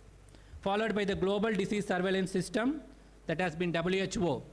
Most of you have heard WHO is nothing but World Health Organization, plays important role during our epidemic condition or any pandemic condition that can alert all over the world and inform the condition of these pandemic situations. And as I told, artificial intelligence based outbreak prediction tools, flood resistant infrastructure in coastal areas that can intimate when the storm will attack to the particular place, like that. So the 3D printed homes, apart from the healthcare, the 3D printed plays important role in using the recycled materials to build the home. So if I talk the climate changes, just few point, what are the major contribution or effectors that will affect the climate change? So most of you are read about in your school greenhouse effect, correct?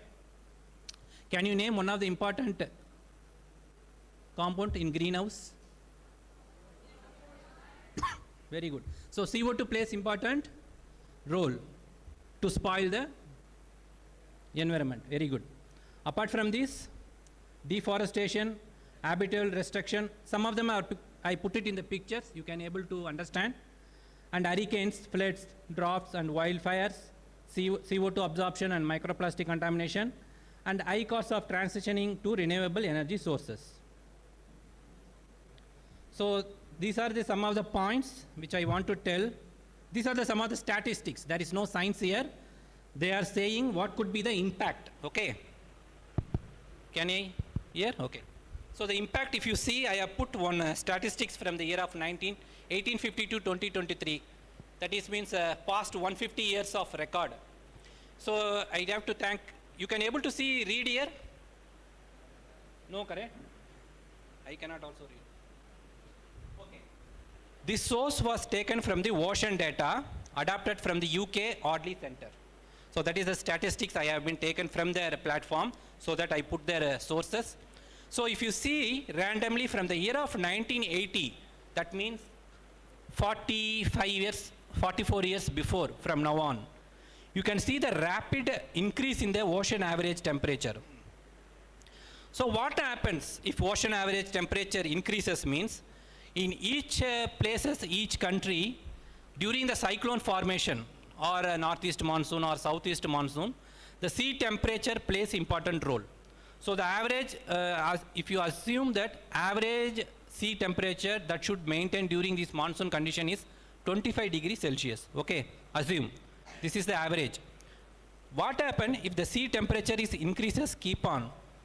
So far it has been reached up to 1 degree Celsius. Okay, so next 50 years it may be reached 5 degree. So the sea temperature will rise.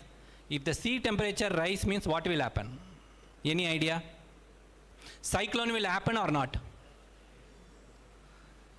Cyclone will happen, but these type of cyclones will be very severe. So recently if you see Chennai floods, some other floods in news, I don't think so. Erode have some floods, correct? Erode, there is no flood. But if you see some other parts of our Tamil Nadu, extreme rain. If you see one and a half month before in Rameswaram, you can see nearly 45 to 50 centimeter rain they witnessed Rameswaram. Anyone see the news in Rameswaram, Kanyakumari? No. So these rains will increase double in future. That's the problem when we increase the ocean temperature. And if you take the mean temperature value the last April, that means 6 months before, you can see nearly 35 degree the average temperature all over the India. That is not good if you see the environmental aspect. And also the CO2 level, which I showed in previous slide, comparing 3 years of average, 22, 2023 and 2024, nearly 4% has been increased. So the CO2 we measured as parts per million. That is the value we will measure. So the last 8 years have been the warmest on record, that has been indicated in red color zone between 1993 to 2020. So approximately nearly 1 degree Celsius has been increased. During my initial slides, I told one of the important plant process. How many of you heard about BT cotton? Anyone heard about BT cotton? No idea, correct? Okay, I will explain briefly. Somewhat in the year of 2000, maybe you are not born that time. During that time, there is a lot of cotton, you know, cotton plant, okay? Cotton plant got disturbed.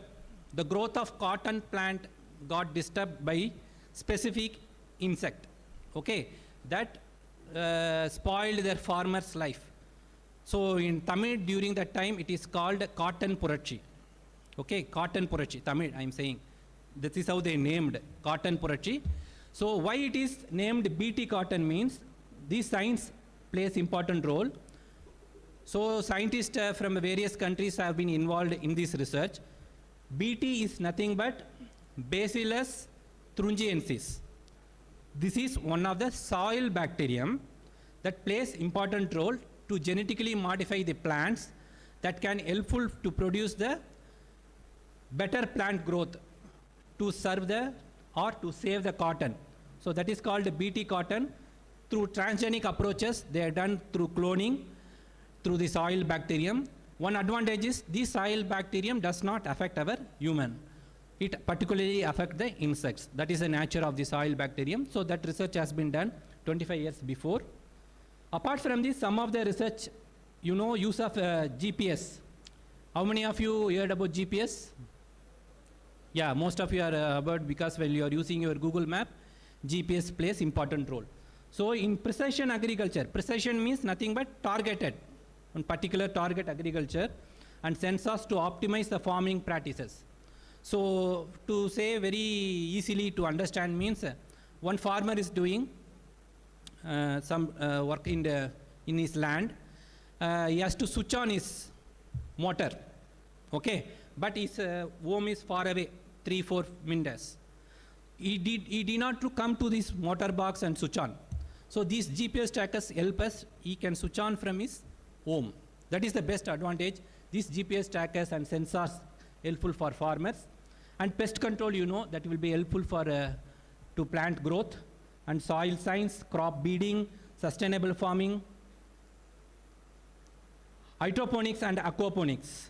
That means both soilless as well as waterless farming to enhance the plant growth or agriculture, and as well as the integrated pest management process, food preservation and biotechnology. All of them have been done through biotechnological approaches through genetic engineering process. Now coming to the healthcare, hereafter I am going to slowly switch on to my area of research. So I will try to explain more basics. If you have any doubt, please raise your hands, okay? So these are the various healthcare aspects which I have been told: vaccines, antibiotics, cancer therapy, gene therapy, organ transplantation, imaging technology, wearable devices, telemedicine, stem cell research, and artificial intelligence. These are all play important role in these various healthcare aspects. One of the major advantages of various technological instruments that has been currently present in various diagnostics aspects, one of the importance is X-rays. How many of you are aware about X-rays? So what is the purpose of X-ray? Why we are doing? One person. So X-ray is the name itself. It is a one rays that can be passed through our body to detect any damage or any fracture like that. So that is the basic. Okay, how many of you known about the MRI machine? CT means computer tomography instrument, and ultrasound system. Any of you heard? No, correct? So I will tell to understand. MRI is nothing but, these are the advancement of science in terms of various healthcare aspects. I am telling magnetic resonance imaging. This is called MRI analysis. This MRI analysis will do, for example, I am connecting with our area of research. Suppose if I am having any bone related problem, okay. Imagine I have some right knee problem. Right knee I have the problem. I have the arthritis. Imagine I have arthritis. Bone related inflammation. In this right leg, I am having severe pain, but I don't know which is the exact region inflammation is happened.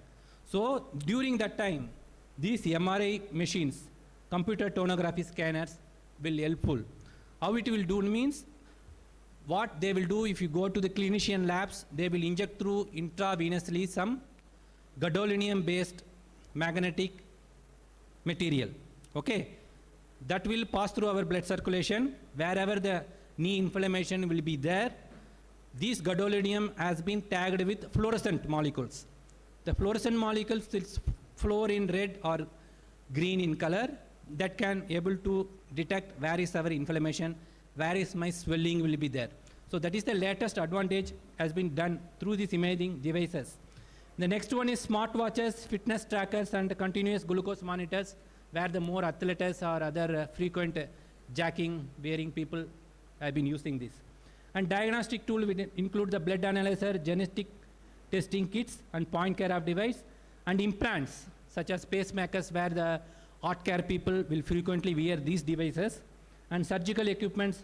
Nowadays, the robotic-based surgery system, laser scalpels, and endoscopies. These are all recent developments that's been done. Followed by the therapeutic devices, which include dialysis machine, insulin pumps, neurostimulators, followed by prosthetics and orthotics, which has been talking about the bone-related problems such as prosthetic limbs, custom orthotic supports, followed by the respiratory devices, where the life support will be given during this ICU condition of the various patients, ventilators, and sterilization and rehabilitation devices are the common devices that has been available in all the hospitals. So these are the medical devices that plays important role in science. So now I come to our lab research, okay? As I told initially, we are working on collagen-based research for healthcare aspect, okay? How many of you heard the word collagen here? Collagen. No one heard, correct? Good. That's what I want, because I explained more about this collagen. See, collagen plays important role all over the body to maintain our structural integrity. It is nothing but extracellular connective tissue protein, ECM. We can abbreviate extracellular connective tissue protein. This collagen plays important role to maintain the structural integrity of our body from head to toe region. Okay.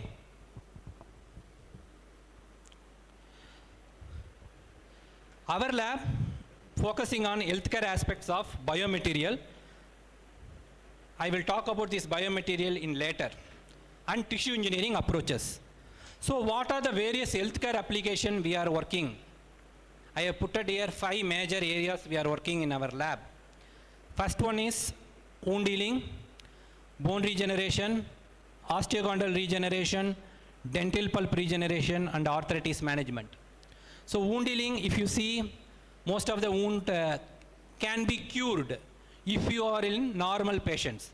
Suppose if you are older and if you have other complications such as diabetes or other disease condition, these wound healing will take prolonged time. So that time, we need the material from this collagen-based biomaterial that can be integrated that injured region that can heal better. So I will show some experiment what we have done in a preclinical model in upcoming slides for wound healing. So bone regeneration. So what is meant by bone regeneration? I have shown here this is a bone, normal bone. Suppose if your bone got injured in particular region, you can see some hole here, correct? Some gap have been formed. So what we have done in our lab is we created artificial injury and we incorporated our prepared biomaterial to that injured region to check the regeneration. That is another aspect. Osteochondral region is similar region. Bone and osteochondral are related with bone, but this is the hard tissue regeneration and this is the soft tissue regeneration, in which the osteochondral bone regeneration will take much longer time as compared with bone regeneration. Followed by the dental pulp regeneration. How many of you heard dental pulp? Any idea? How many of you have tooth problem here? No one has, correct? All tooths are very strong. Okay, good. So if then I will explain detail.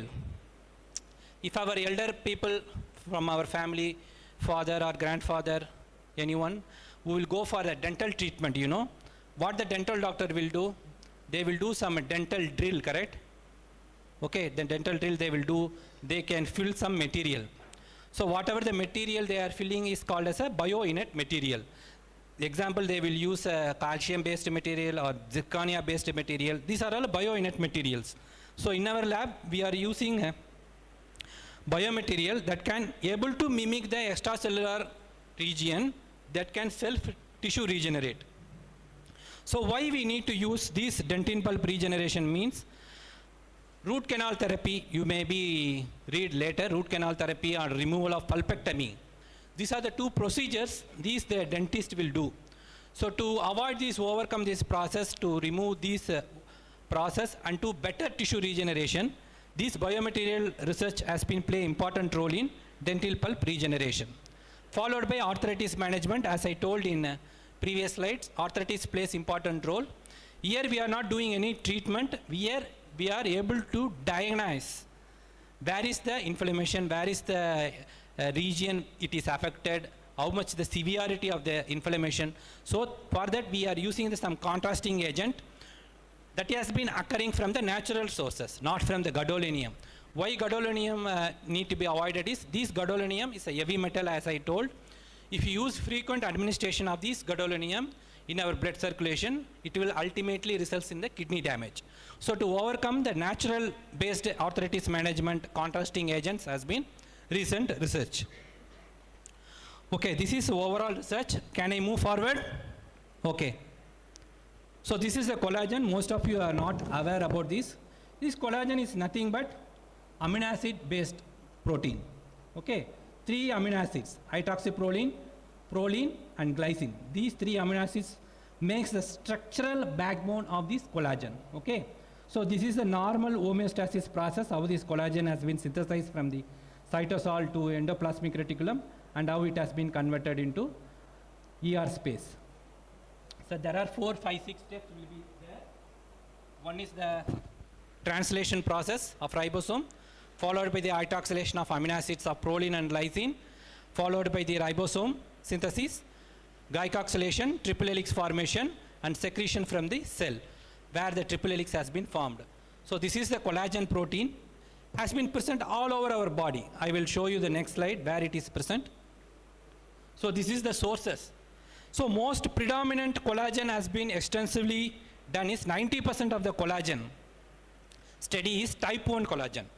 So there are several collagen here, I have been repeated type 1 to type 6, but most collagen if you see from cornea, skin, blood vessels, heart, adipose tissue, tendon and ligaments and bone, if you see the type 1 collagen is most predominant one. And what are the sources we can isolate? We can isolate from any of these animal based sources, not human. Animal based sources which include marine collagen, bovine collagen and pork collagen. And another way, recombinant DNA technology, we can use the bacterial E. coli system as a moderator to produce these collagen through rDNA technology. So here we are not killing these animals. From the animals waste, we can able to convert as a wealth product. That is the idea of this collagen based healthcare research. So as I told previous slide, there are collagen plays important role, type 1 that comprises 90% of our body, hair, skin, nail, most of the organs, bone and ligaments, supports youthful and looking skin. All our fairness because of this presence of the important component of collagen.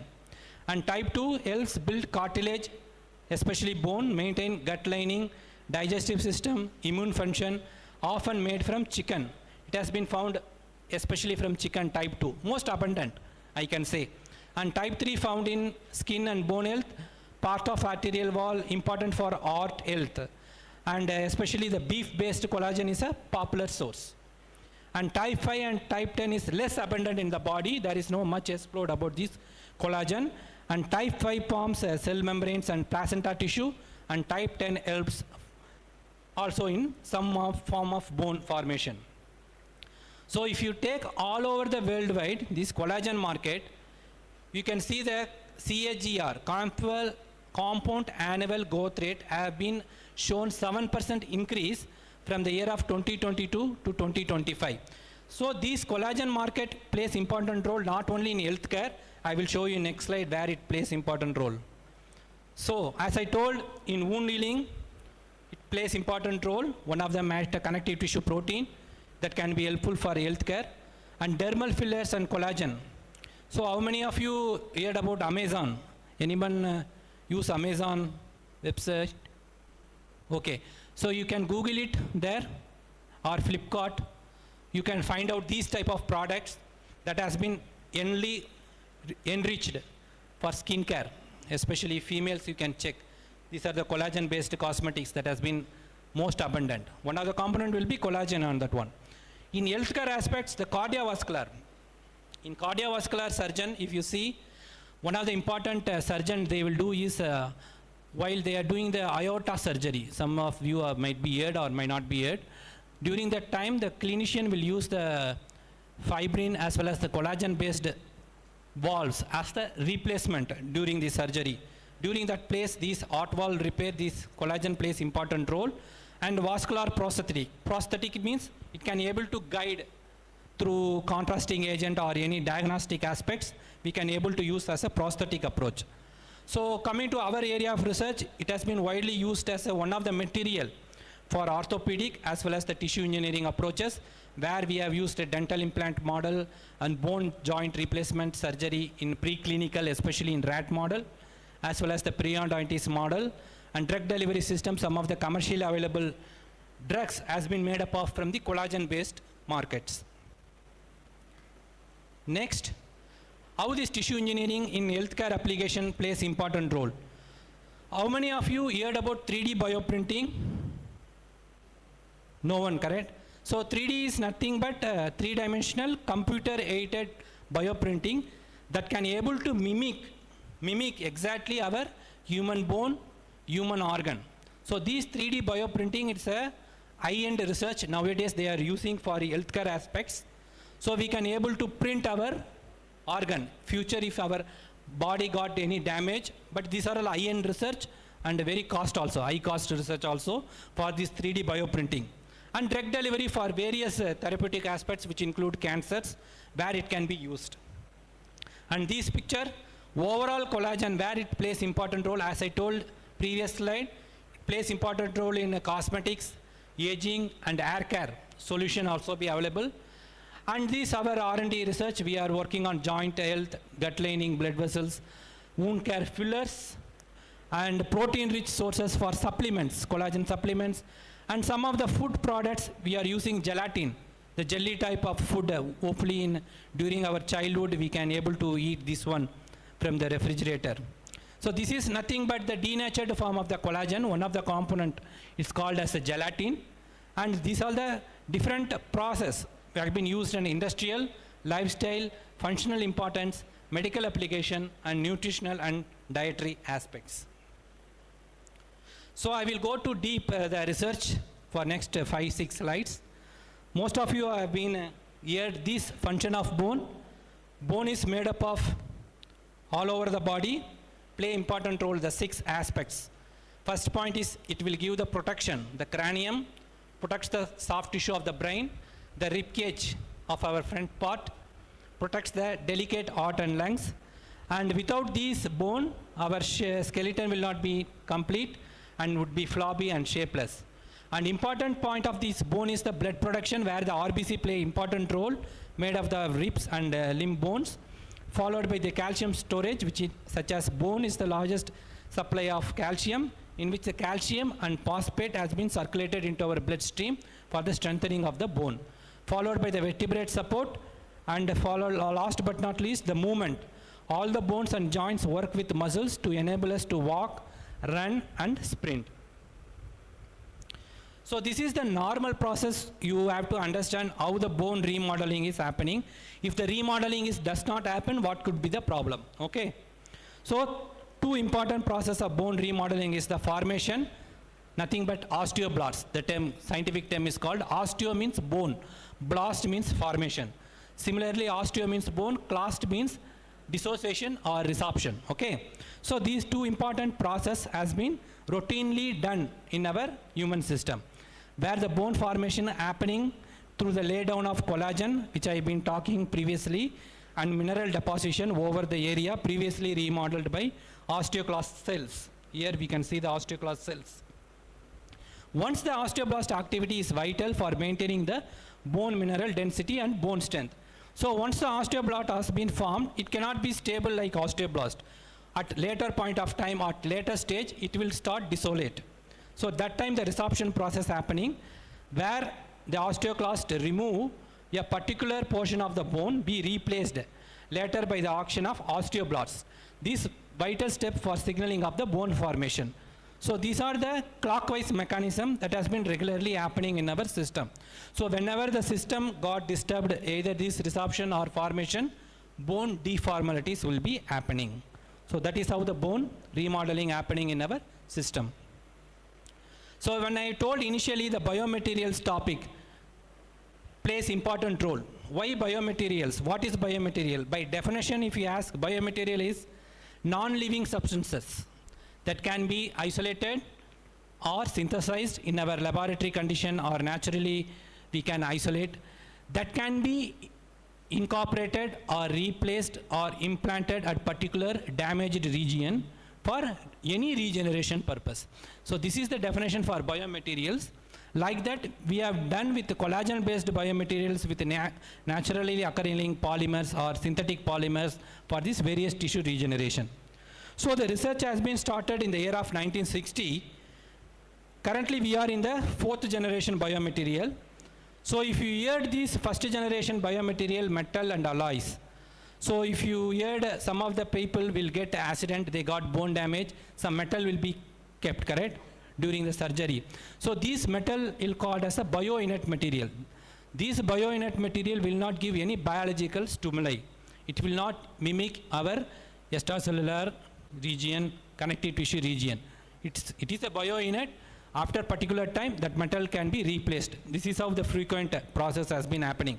Later on, this research has been focused on 2nd generation and 3rd generation, where the collagen-based research has been play important role, can be incorporated with FDA approved polymers. These polymers will not biologically active, but it can be able to degrade the material. So the biodegradable material will be happening. So some of the name I would like to mention is PCL, polycaprolactone, PLGA, and polylactic acid. So how many of you during your childhood got injured and got stitches? Anyone have done stitches? Okay. During the stitches, you have done stitches, correct? Some 6 stitches, 8 stitches. After that, you removed the stitches. It is removable or absorbable? Okay, removable. So nowadays, the name I told na, polycaprolactone. This looks like a stitching material. Okay, this material is called PCL, polycaprolactone based stitching material. This material naturally absorb. You don't need to go again after our stitching. You don't need to remove. It will absorb naturally in our skin or any wounded region that can be biodegradable. So this is the purpose where this biomaterial research plays important role along with collagen. So now we are working on tissue engineering scaffold. Engineering, nothing but like civil engineering. Civil architect, what they are doing? Adu chengal adiki enna pandranga? Same process in biology we are doing engineering, but it is called scientifically tissue engineering. Why we call tissue engineering means we keep on material one by one, layer by layer, scaffold approaches, and making one particular material consist of 2 to 3 different natural or synthetic material. That approach is nothing but tissue engineering approaches. So this is the 4th generation research we are doing in biomaterial aspect. So this picture I draw to show the better understanding what we are doing in our lab. So next 3 slides I'm going to show some research data, so you can able to carefully look here. 2 aspects we can do. As I told in introduction, the stem cell we can isolate from the injured person or any animals.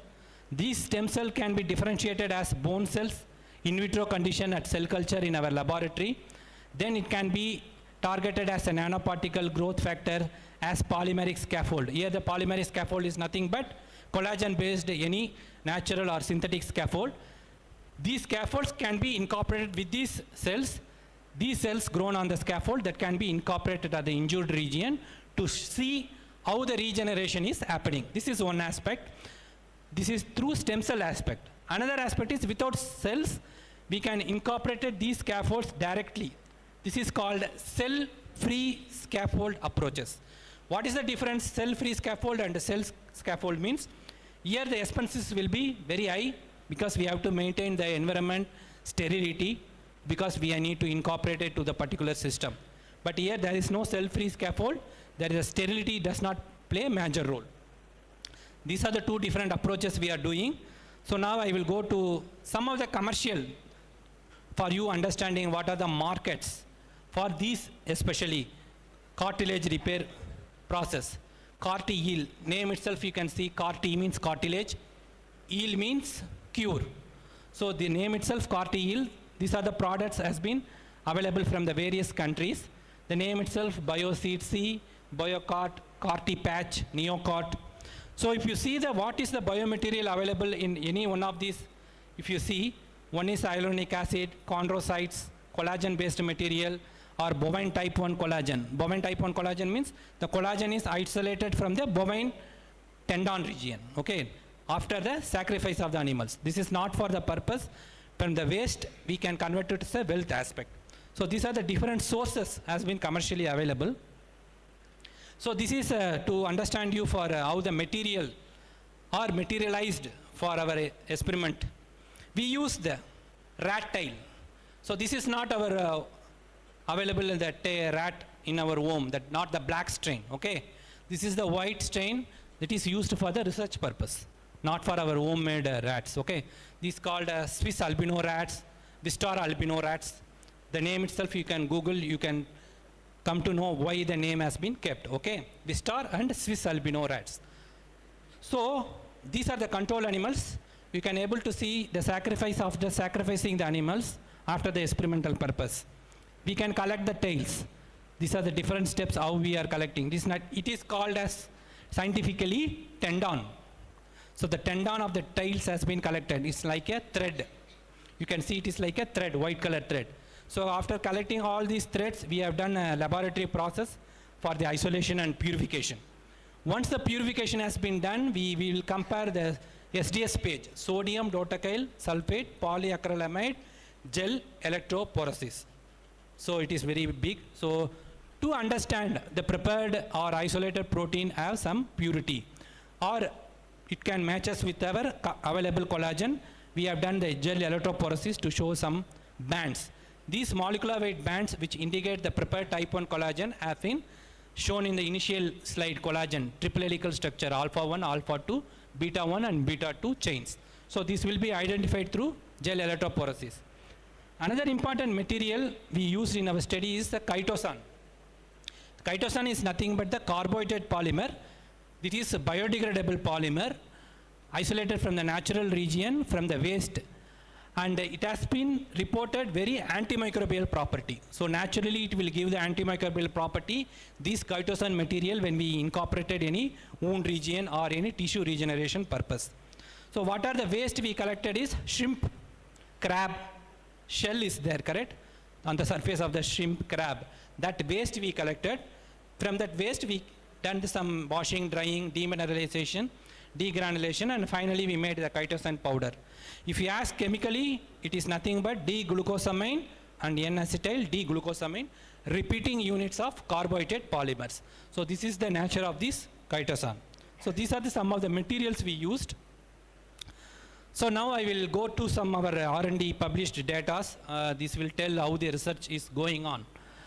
Preclinical level. This is not done on any human model. This has been done on a rat model. Okay, you can able to understand how this collagen, the topic is of our research is collagen-based composite scaffold for wound dressing application, where we used gallic acid is a plant-based polyphenol incorporated with the chitosan nanoparticle along with collagen and fibrin.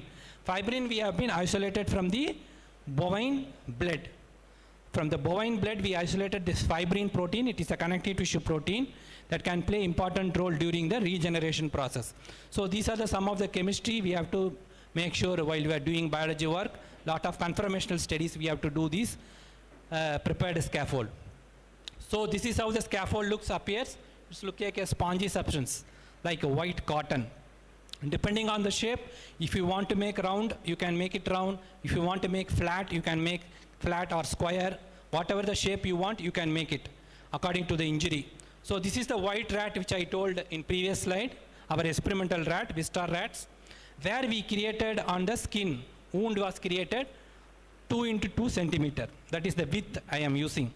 So 2 into 2 centimeter, this is the largest image. So this is the smallest image. After animal anesthesia, we created the wound, and this is the largest image of the wound. So different days we have done this control. So the control means there is no biomaterial or any our prepared material can be incorporated. That can be left untreated without any material. So wound only created. So our prepared material with and without collagen has been incorporated here, where we can able to see as compared with the control without any material, we can able to see nearly 90 to 95% of the better healing. That means the wound got regenerated. So that is the purpose of the prepared collagen based material. Similarly, as I told, the diabetes model. This is the normal model where we have not created any induction to animals, normal animals. Here the diabetes means we have created chemically induced streptozin. Streptozin is a chemical that can be able to induce the diabetes in animals after 7 days. So after induction of the diabetes, we incorporated our prepared material. So this is the control without any material. You can see day 16, there is no significant difference in control. Whereas our prepared material, we can able to see nearly 90 to 95% of the tissue regeneration. So this is one of the wound dressing application we developed in our lab. Next is osteo-inductive potential of composite biomaterial for bone tissue engineering in rat tibial model. This is also done in preclinical level to show the bone regeneration property of the prepared material. So what we have done is, we have done materials such as iron oxide, fibrin, nanohydroxyapatite can be incorporated to the injured bone region. So you forgot about these pictures. These are some chemistry work we have to done to show the biocompatibility. If you can able to see, this is the rat tibial region, leg portion. If you take our leg, it will come exactly this portion. So this is the tibial region of the rat. So what we have done is, we have anesthetized the rat. We have done the surgery by creating the dental drill. That's why I asked during introduction how many of you are aware the dental drill. If you dental doctor, if you know, they will use some machine from foot. They will do some grinding inside our mouth. Similarly, we use the dental drill instrument to create the drill here on the tibial region and left untreated without any biomaterial. We can see after 14 days, the drill we created still there because there is no material has been kept there. But the group 3, if you see, the prepared biomaterial was kept after 14 days. We can able to see that gap we created got closed after incorporating our prepared material, which indicates the prepared, these hydroxyapatite containing fibrin material have the ability to regenerate the bone. This is one aspect. Another aspect is biphasic composite hydrogel for osteochondral tissue regeneration approaches. So like previous study, here we used not a single scaffold, we used a biphasic scaffold, both the top region and bottom region with collagen based analysis, where we have done in vivo analysis as X-ray as well as microcomputer tomography, where we created the control animals, the dental drill, we left alone. We could not see in microcomputer tomography after our biphasic incorporation, the healing has been completely happened. There is no such hole has been present. So this indicates the biphasic prepared materials of these collagen rich containing these fabricated material showing the better healing potential. So these are our lab groups, all PhD scholars, project students who have been extensively involved.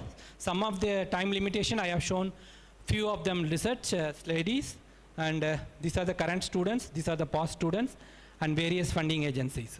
So this is how the collagen based healthcare research have been working in our lab, especially in CLRA, in our group, R&D group. So now I move on to back. These are some of the known things. So just I want to encourage you to increase the curiosity to do more research on your science, because you are all in class 11, correct? Class 11, okay. Next 1 year, you can able to decide which path you can go after your higher secondary, okay? So These are the you must hear the science achievement done by our former president, Dr. APJ Abdul Kalam, the missile man, where he developed missile and space technologies.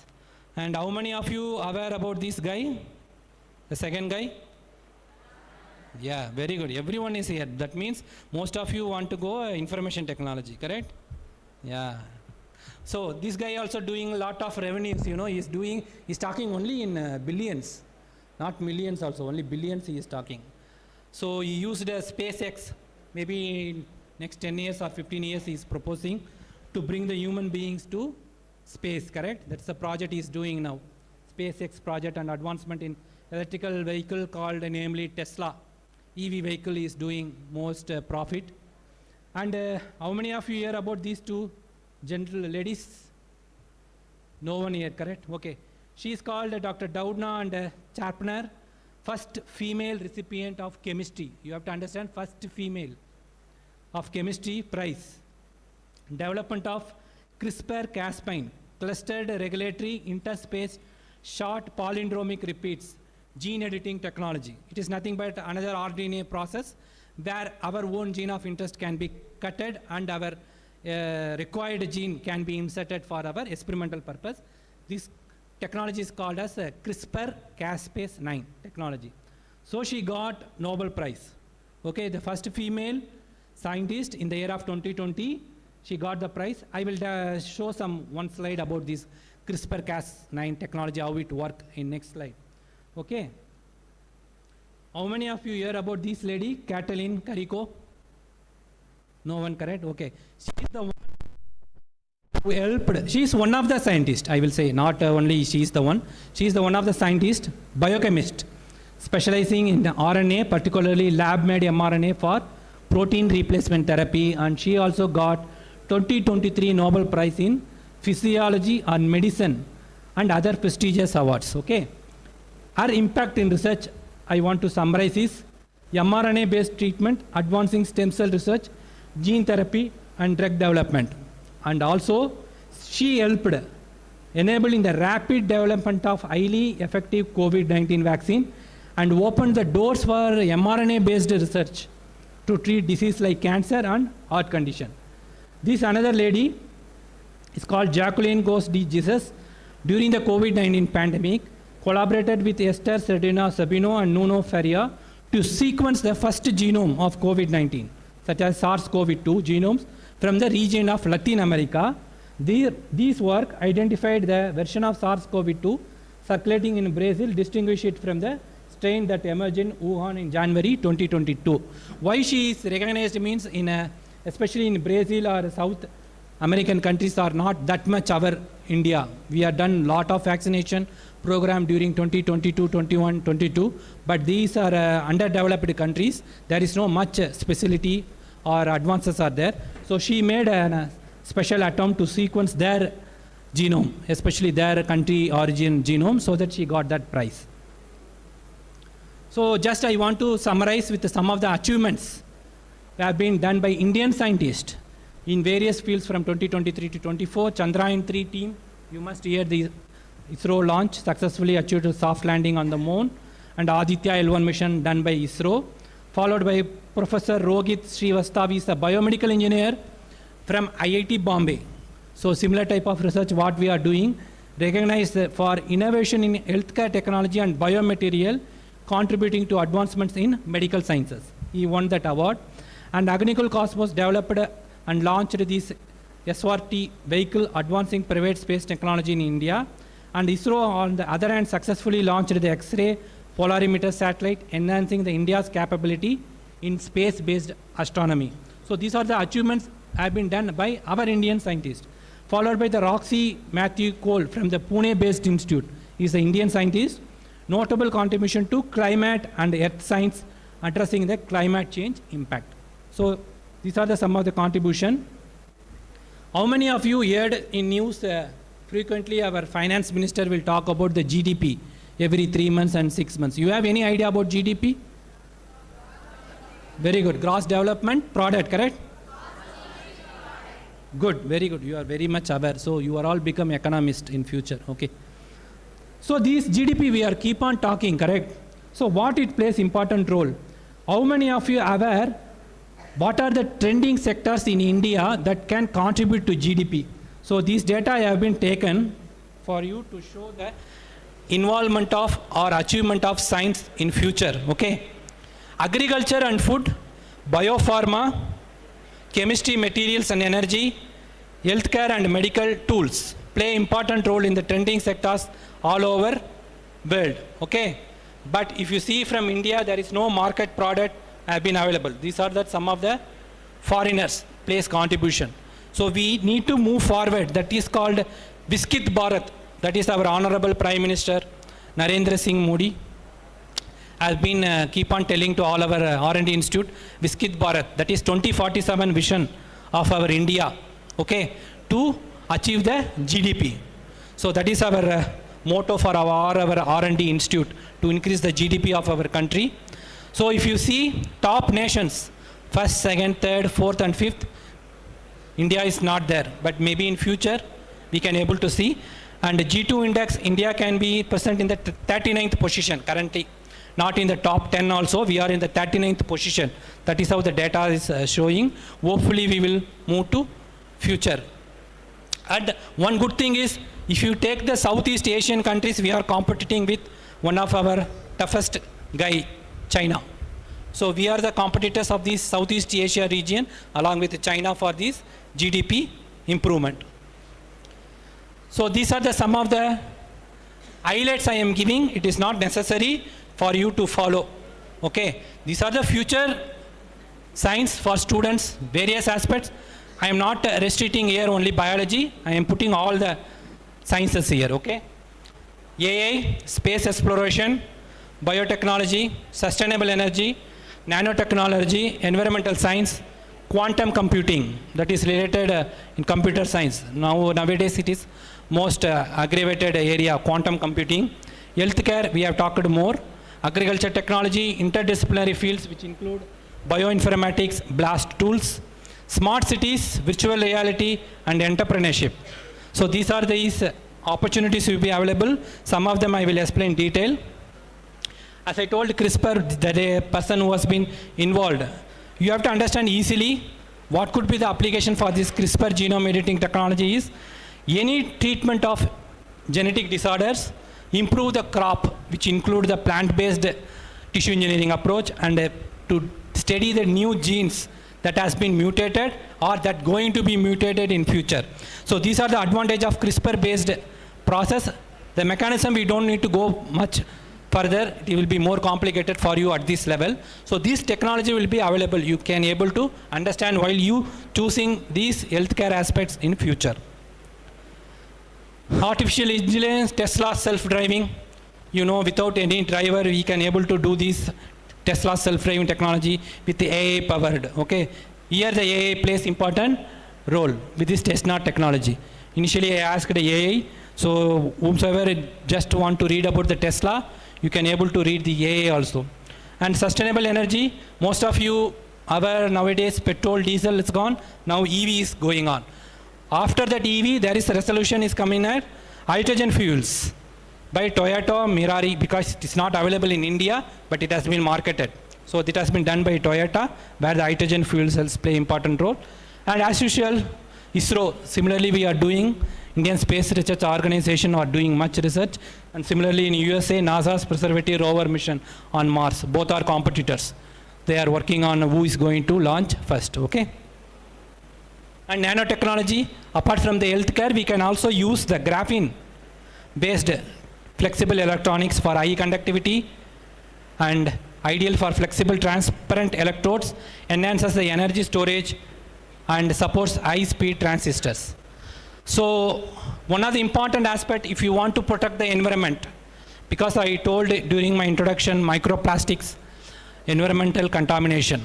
So how many of you heard about the coral reef? Any idea about coral reef? What it will do? சத்தமா பேசுங்க. தமிழ்ல சொல்லுங்க coral reef na enna? Good. What it will do? Name itself, it is பாறை, okay? So what happened? Any electrical shock any tsunami wave, whatever it may be happening, this coral reef not only protecting us, it also protecting the marine organisms. Okay, that is the important application for coral reef. So nowadays what happened means most of the coral reefs got destroyed. You know, it got destroyed. Why it got destroyed? Because of us only. Because we are polluting the environment, we are throwing all the plastic containers into the sea. What happened? These plastics never degrade at any place. These plastic will be converted into microplastic that can be settled under 2000, 3000 meter under the sea, where these coral reef have been situated. So these plastic will start degrading the coral reef. Ultimately, whole ecosystem got disturbed. Not only whole ecosystem, the organisms or the fishes, whatever the marine organism, this microplastic consuming, we are also consuming. Okay, that will ultimately affect our health also. These microplastic we cannot able to see in naked eye. Forget. So this microplastic is very, very toxic to our health and also the marine organism. So several researchers has been working on the environmental sciences. If you are interested, you can work on this coral reef saving also, okay? And quantum computing, those who are want to work in IBM based software technologies or companies, you can choose quantum technologies or quantum computing. And healthcare, I told healthcare related with our medical aspects. In healthcare, robotics also plays artificially. Hero arm, you can see here. They are guiding our surgeons through myoelectric sensors, detect muscle signals for precise control of limb movement, customizable and lightweight, offers compound aesthetic options with a personalized design. So these technologies means, if it comes means, during the surgery, the manpower will be drastically reduced. So these are the advantages if you do these healthcare aspects. Followed by the agricultural technology, which I have been talked a lot of points, you can choose, and interdisciplinary fields. So this will not be directly involved. The bioinformatic aspects like blast analysis or any software tools can be used as one of the accessory point of connecting of your healthcare work, okay? And biotech based, mRNA based vaccine development is the recent one. It has been done during 2019 to 2020. Anyone heard our Indian made vaccine name during COVID-19? Any one of you here? No. Covishield has been injected in India, but it is not Indian made. Covaxin, good. Covaxin is a biotech pharma, this company. I will show you this. See this Covaxin, Pfizer, biotech. Okay, this is the Indian company who have been made in India, this Covaxin, and Covishield has been done by Oxford AstraZeneca. Okay, this is from the Germany. So during the COVID vaccination process, this COVID-19, nearly there is 5 lakhs to 50 lakhs, only particular month only I have put, between December 2022, April 23. 2022, April 23. During the 6 months, this much vaccination has been done. While doing this, we can able to save the age group impact. The majority of the lives saved were individuals aged 60 or older, the group at higher risk severe illness and death from SARS-CoV virus. Okay, these figures underscore the critical role of COVID-19 vaccines in saving lives and mitigating the pandemic impact. So this is why the biotech-based, mRNA-based vaccine plays important role. Followed by the virtual reality, as I told, it can be, imagine how this can be able to help the surgeon during the virtual surgery. If it comes into the practice, it will be more impactful during the healthcare aspect. So it will give the real-time feedback analysis and provide immediate performance analysis, enhancing the learning and skill retention. And IoT traffic management, currently it has been implemented in Singapore, not in our country, in smart cities. Real-time data collection, data analytics and optimization in optimized traffic signals and reduce congestion. Congestion means the more amount of traffic will be reduced by using this IoT analysis. So these are the points. So if you want to work on life science, this is the slide for life science. Those who want to choose life science, this is the slide for them in R&D. So we are under the scheme of development of research and science, okay, R&D services.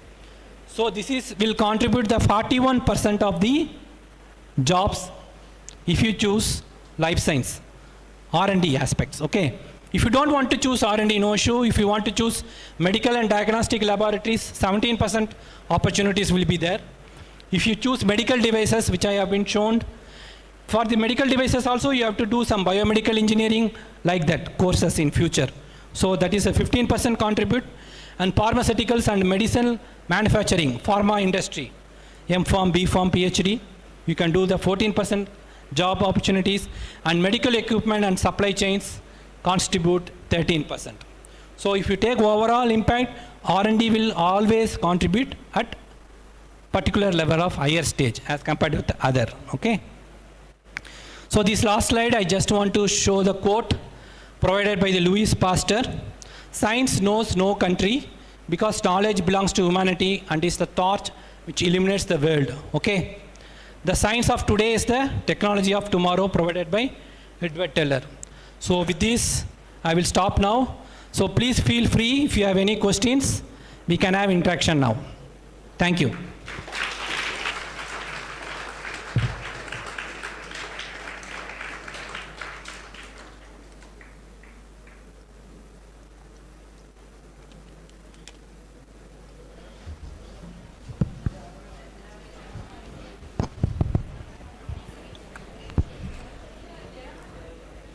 Switch on.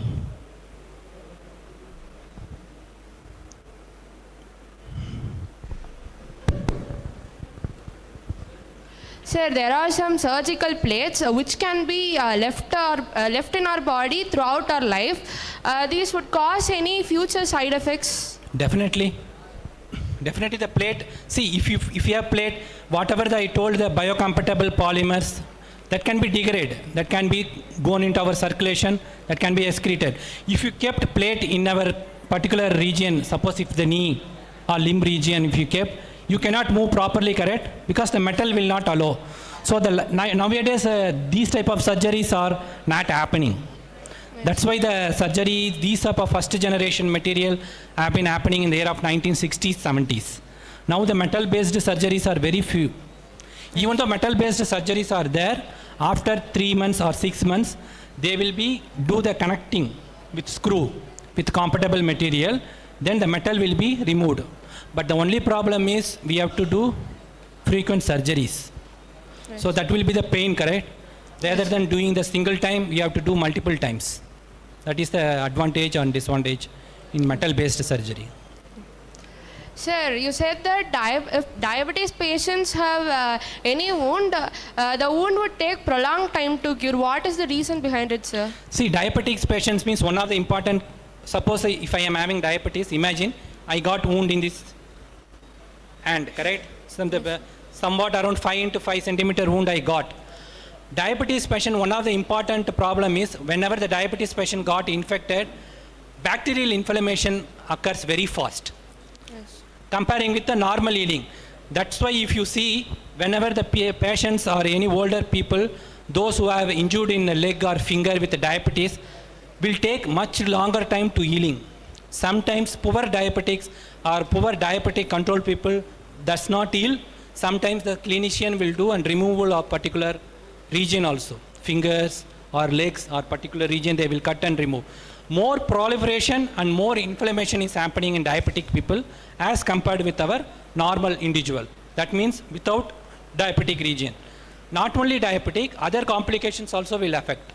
Suppose if you have high blood pressure, you have high blood pressure, not you, me, I have high blood pressure, I got injured but I don't have any diabetes complication, means the blood vessels will not easily stop, correct? The blood pressure means what happened? More blood will be pumped out from the blood vessels. So the wound will not easily close, the blood will not easily reduced or clot. So subsequently these are the additional factors compared with the normal individual to diabetic individual. Thank you, sir. Thank you. Questions from our side? Sir, in one slide you said about 3D bioprinting. Yes. Could you please explain about it? Yeah, 3D is nothing but the computer aided printing analysis. So there will be a computer attached with a 3D instrument. Like that, one software will be developed for you understanding. One software will be developed. I want to print 3D material for bone graft. So the bone graft which I want to, I will feed the size of the bone graft. I want 3 centimeter width, 2 centimeter height, this much width, this much height, like that. How much depth? Everything is computer coded. That's all. If I do all this program and I will put enter, I will put the materials one by line inside the instrument. So this is the computer aided. Software will guide that instrument, which size, which thickness that will give. So that will give exactly printed like version. Box, box, box like that. So that one we can take it. Rather than we are molding in our lab condition, sometimes the size will not perfect. Somewhere the measurement will be go wrong, definitely will go wrong while we doing the manual one. But while using the 3D bioprinting, exactly. So the 3D bioprinting I am talking about very low level. Now 3D bioprinting is happening production of organ itself. So if you want to replace your kidney, you can do. So will it be that much effective? Yes, definitely. So that can easily mimic your exact region. So rather than doing our in vitro condition, the 3D means exactly fit with our position, so that can easily curable. Is there any chance of errors in that? Standard of errors definitely will come while you programming, correct? We are programming, correct? This much thickness, width, height I need require. So one time you put, it will not come immediately. Because while we are adding, suppose for collagen you are adding means, this collagen thickness you have to standardize. How much percentage you have to take, how much viscosity should be there, like that. Each component, because only collagen alone we are not going to do. Along with any fibrin, along with any compatible, biocompatible polymer we will add. So each component will have the different solubility also. So like that, each component we have to standardize, and each component we have to fine tune this program. So the programming itself take 6 months to 1 year. So thank This much time will take. Here somebody else, yeah. Sir, there was a news that the persons who was injected by COVID vaccines were subjected to various diseases. Is it common for all, for some? Sorry, subject to COVID vaccine? Are subjected to various diseases. Is it common for all or for some of the peoples? Various diseases means what? Sir, like cardiovascular diseases, blood clottings. We cannot have any scientific data to prove, but some of the incident has been happened, but we cannot comment right now in this forum because we are not working on that aspect, okay? So this is not right time to comment whether they are able to sustain or why the mortality happened. That is a question you are asking, correct? Yes. So that we cannot comment. Maybe that could be the side effect of some other problem, complications that person having, we don't know. Thanks. Wait.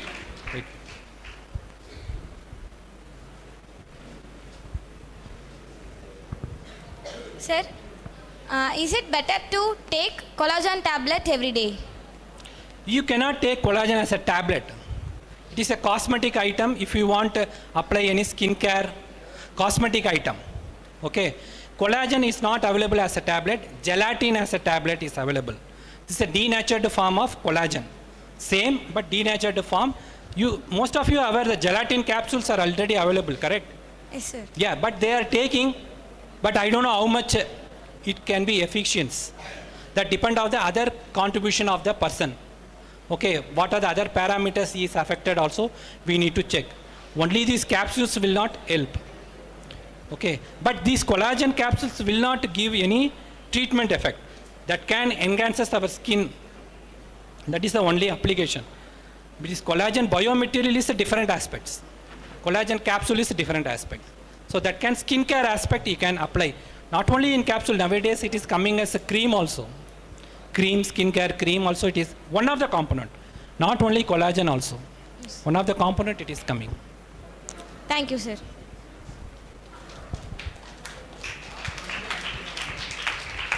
Sir, what material is used in PCL stitches? Little bit. Sorry? Sir, what kind of material is used in PCL stitches? Polycaprolactone. It is commercially approved by USA, FDA. FDA is approved this drug that can be used as one of the degradable material during the stitching material. Not only the stitching, those who are doing the big surgery, they are putting patches, correct? Suppose ladies, they are doing for pregnancy, C-sectioning they are doing, correct, surgery. Yes, During this, the PCL is one of the component during the patches, surgery they will keep. After 3-4 days, it will be absorbed naturally in our skin. It is biodegradable. No need to go again after couple of weeks or couple of days to remove the stitches. Thank you, sir. Thank you.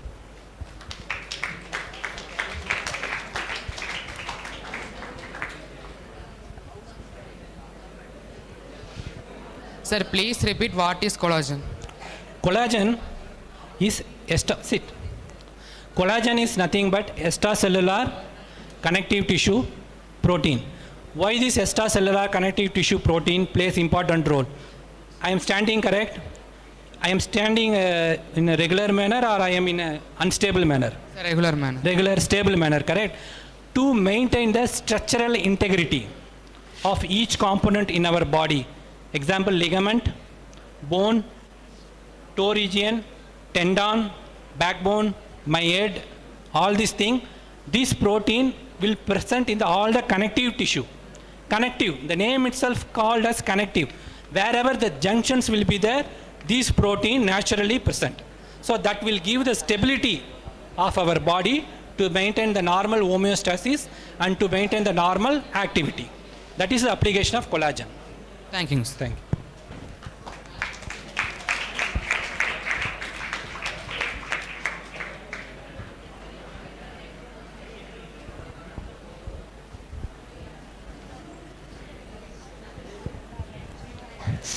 Thank you, sir. Gratitude is the fairest blossom that springs from our soul.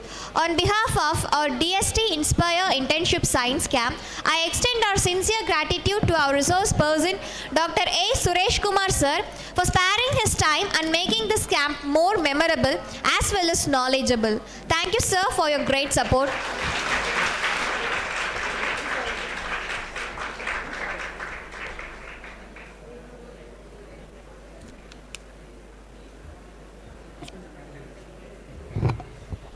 Thank you, sir.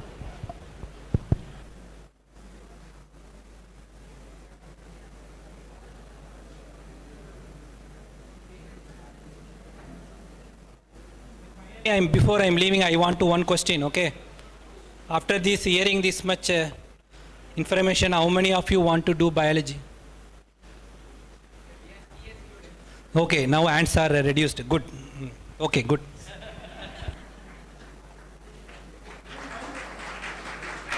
Then while I am asking, more hands are coming from this side. Now it is reduced. Okay. It's your wish, okay?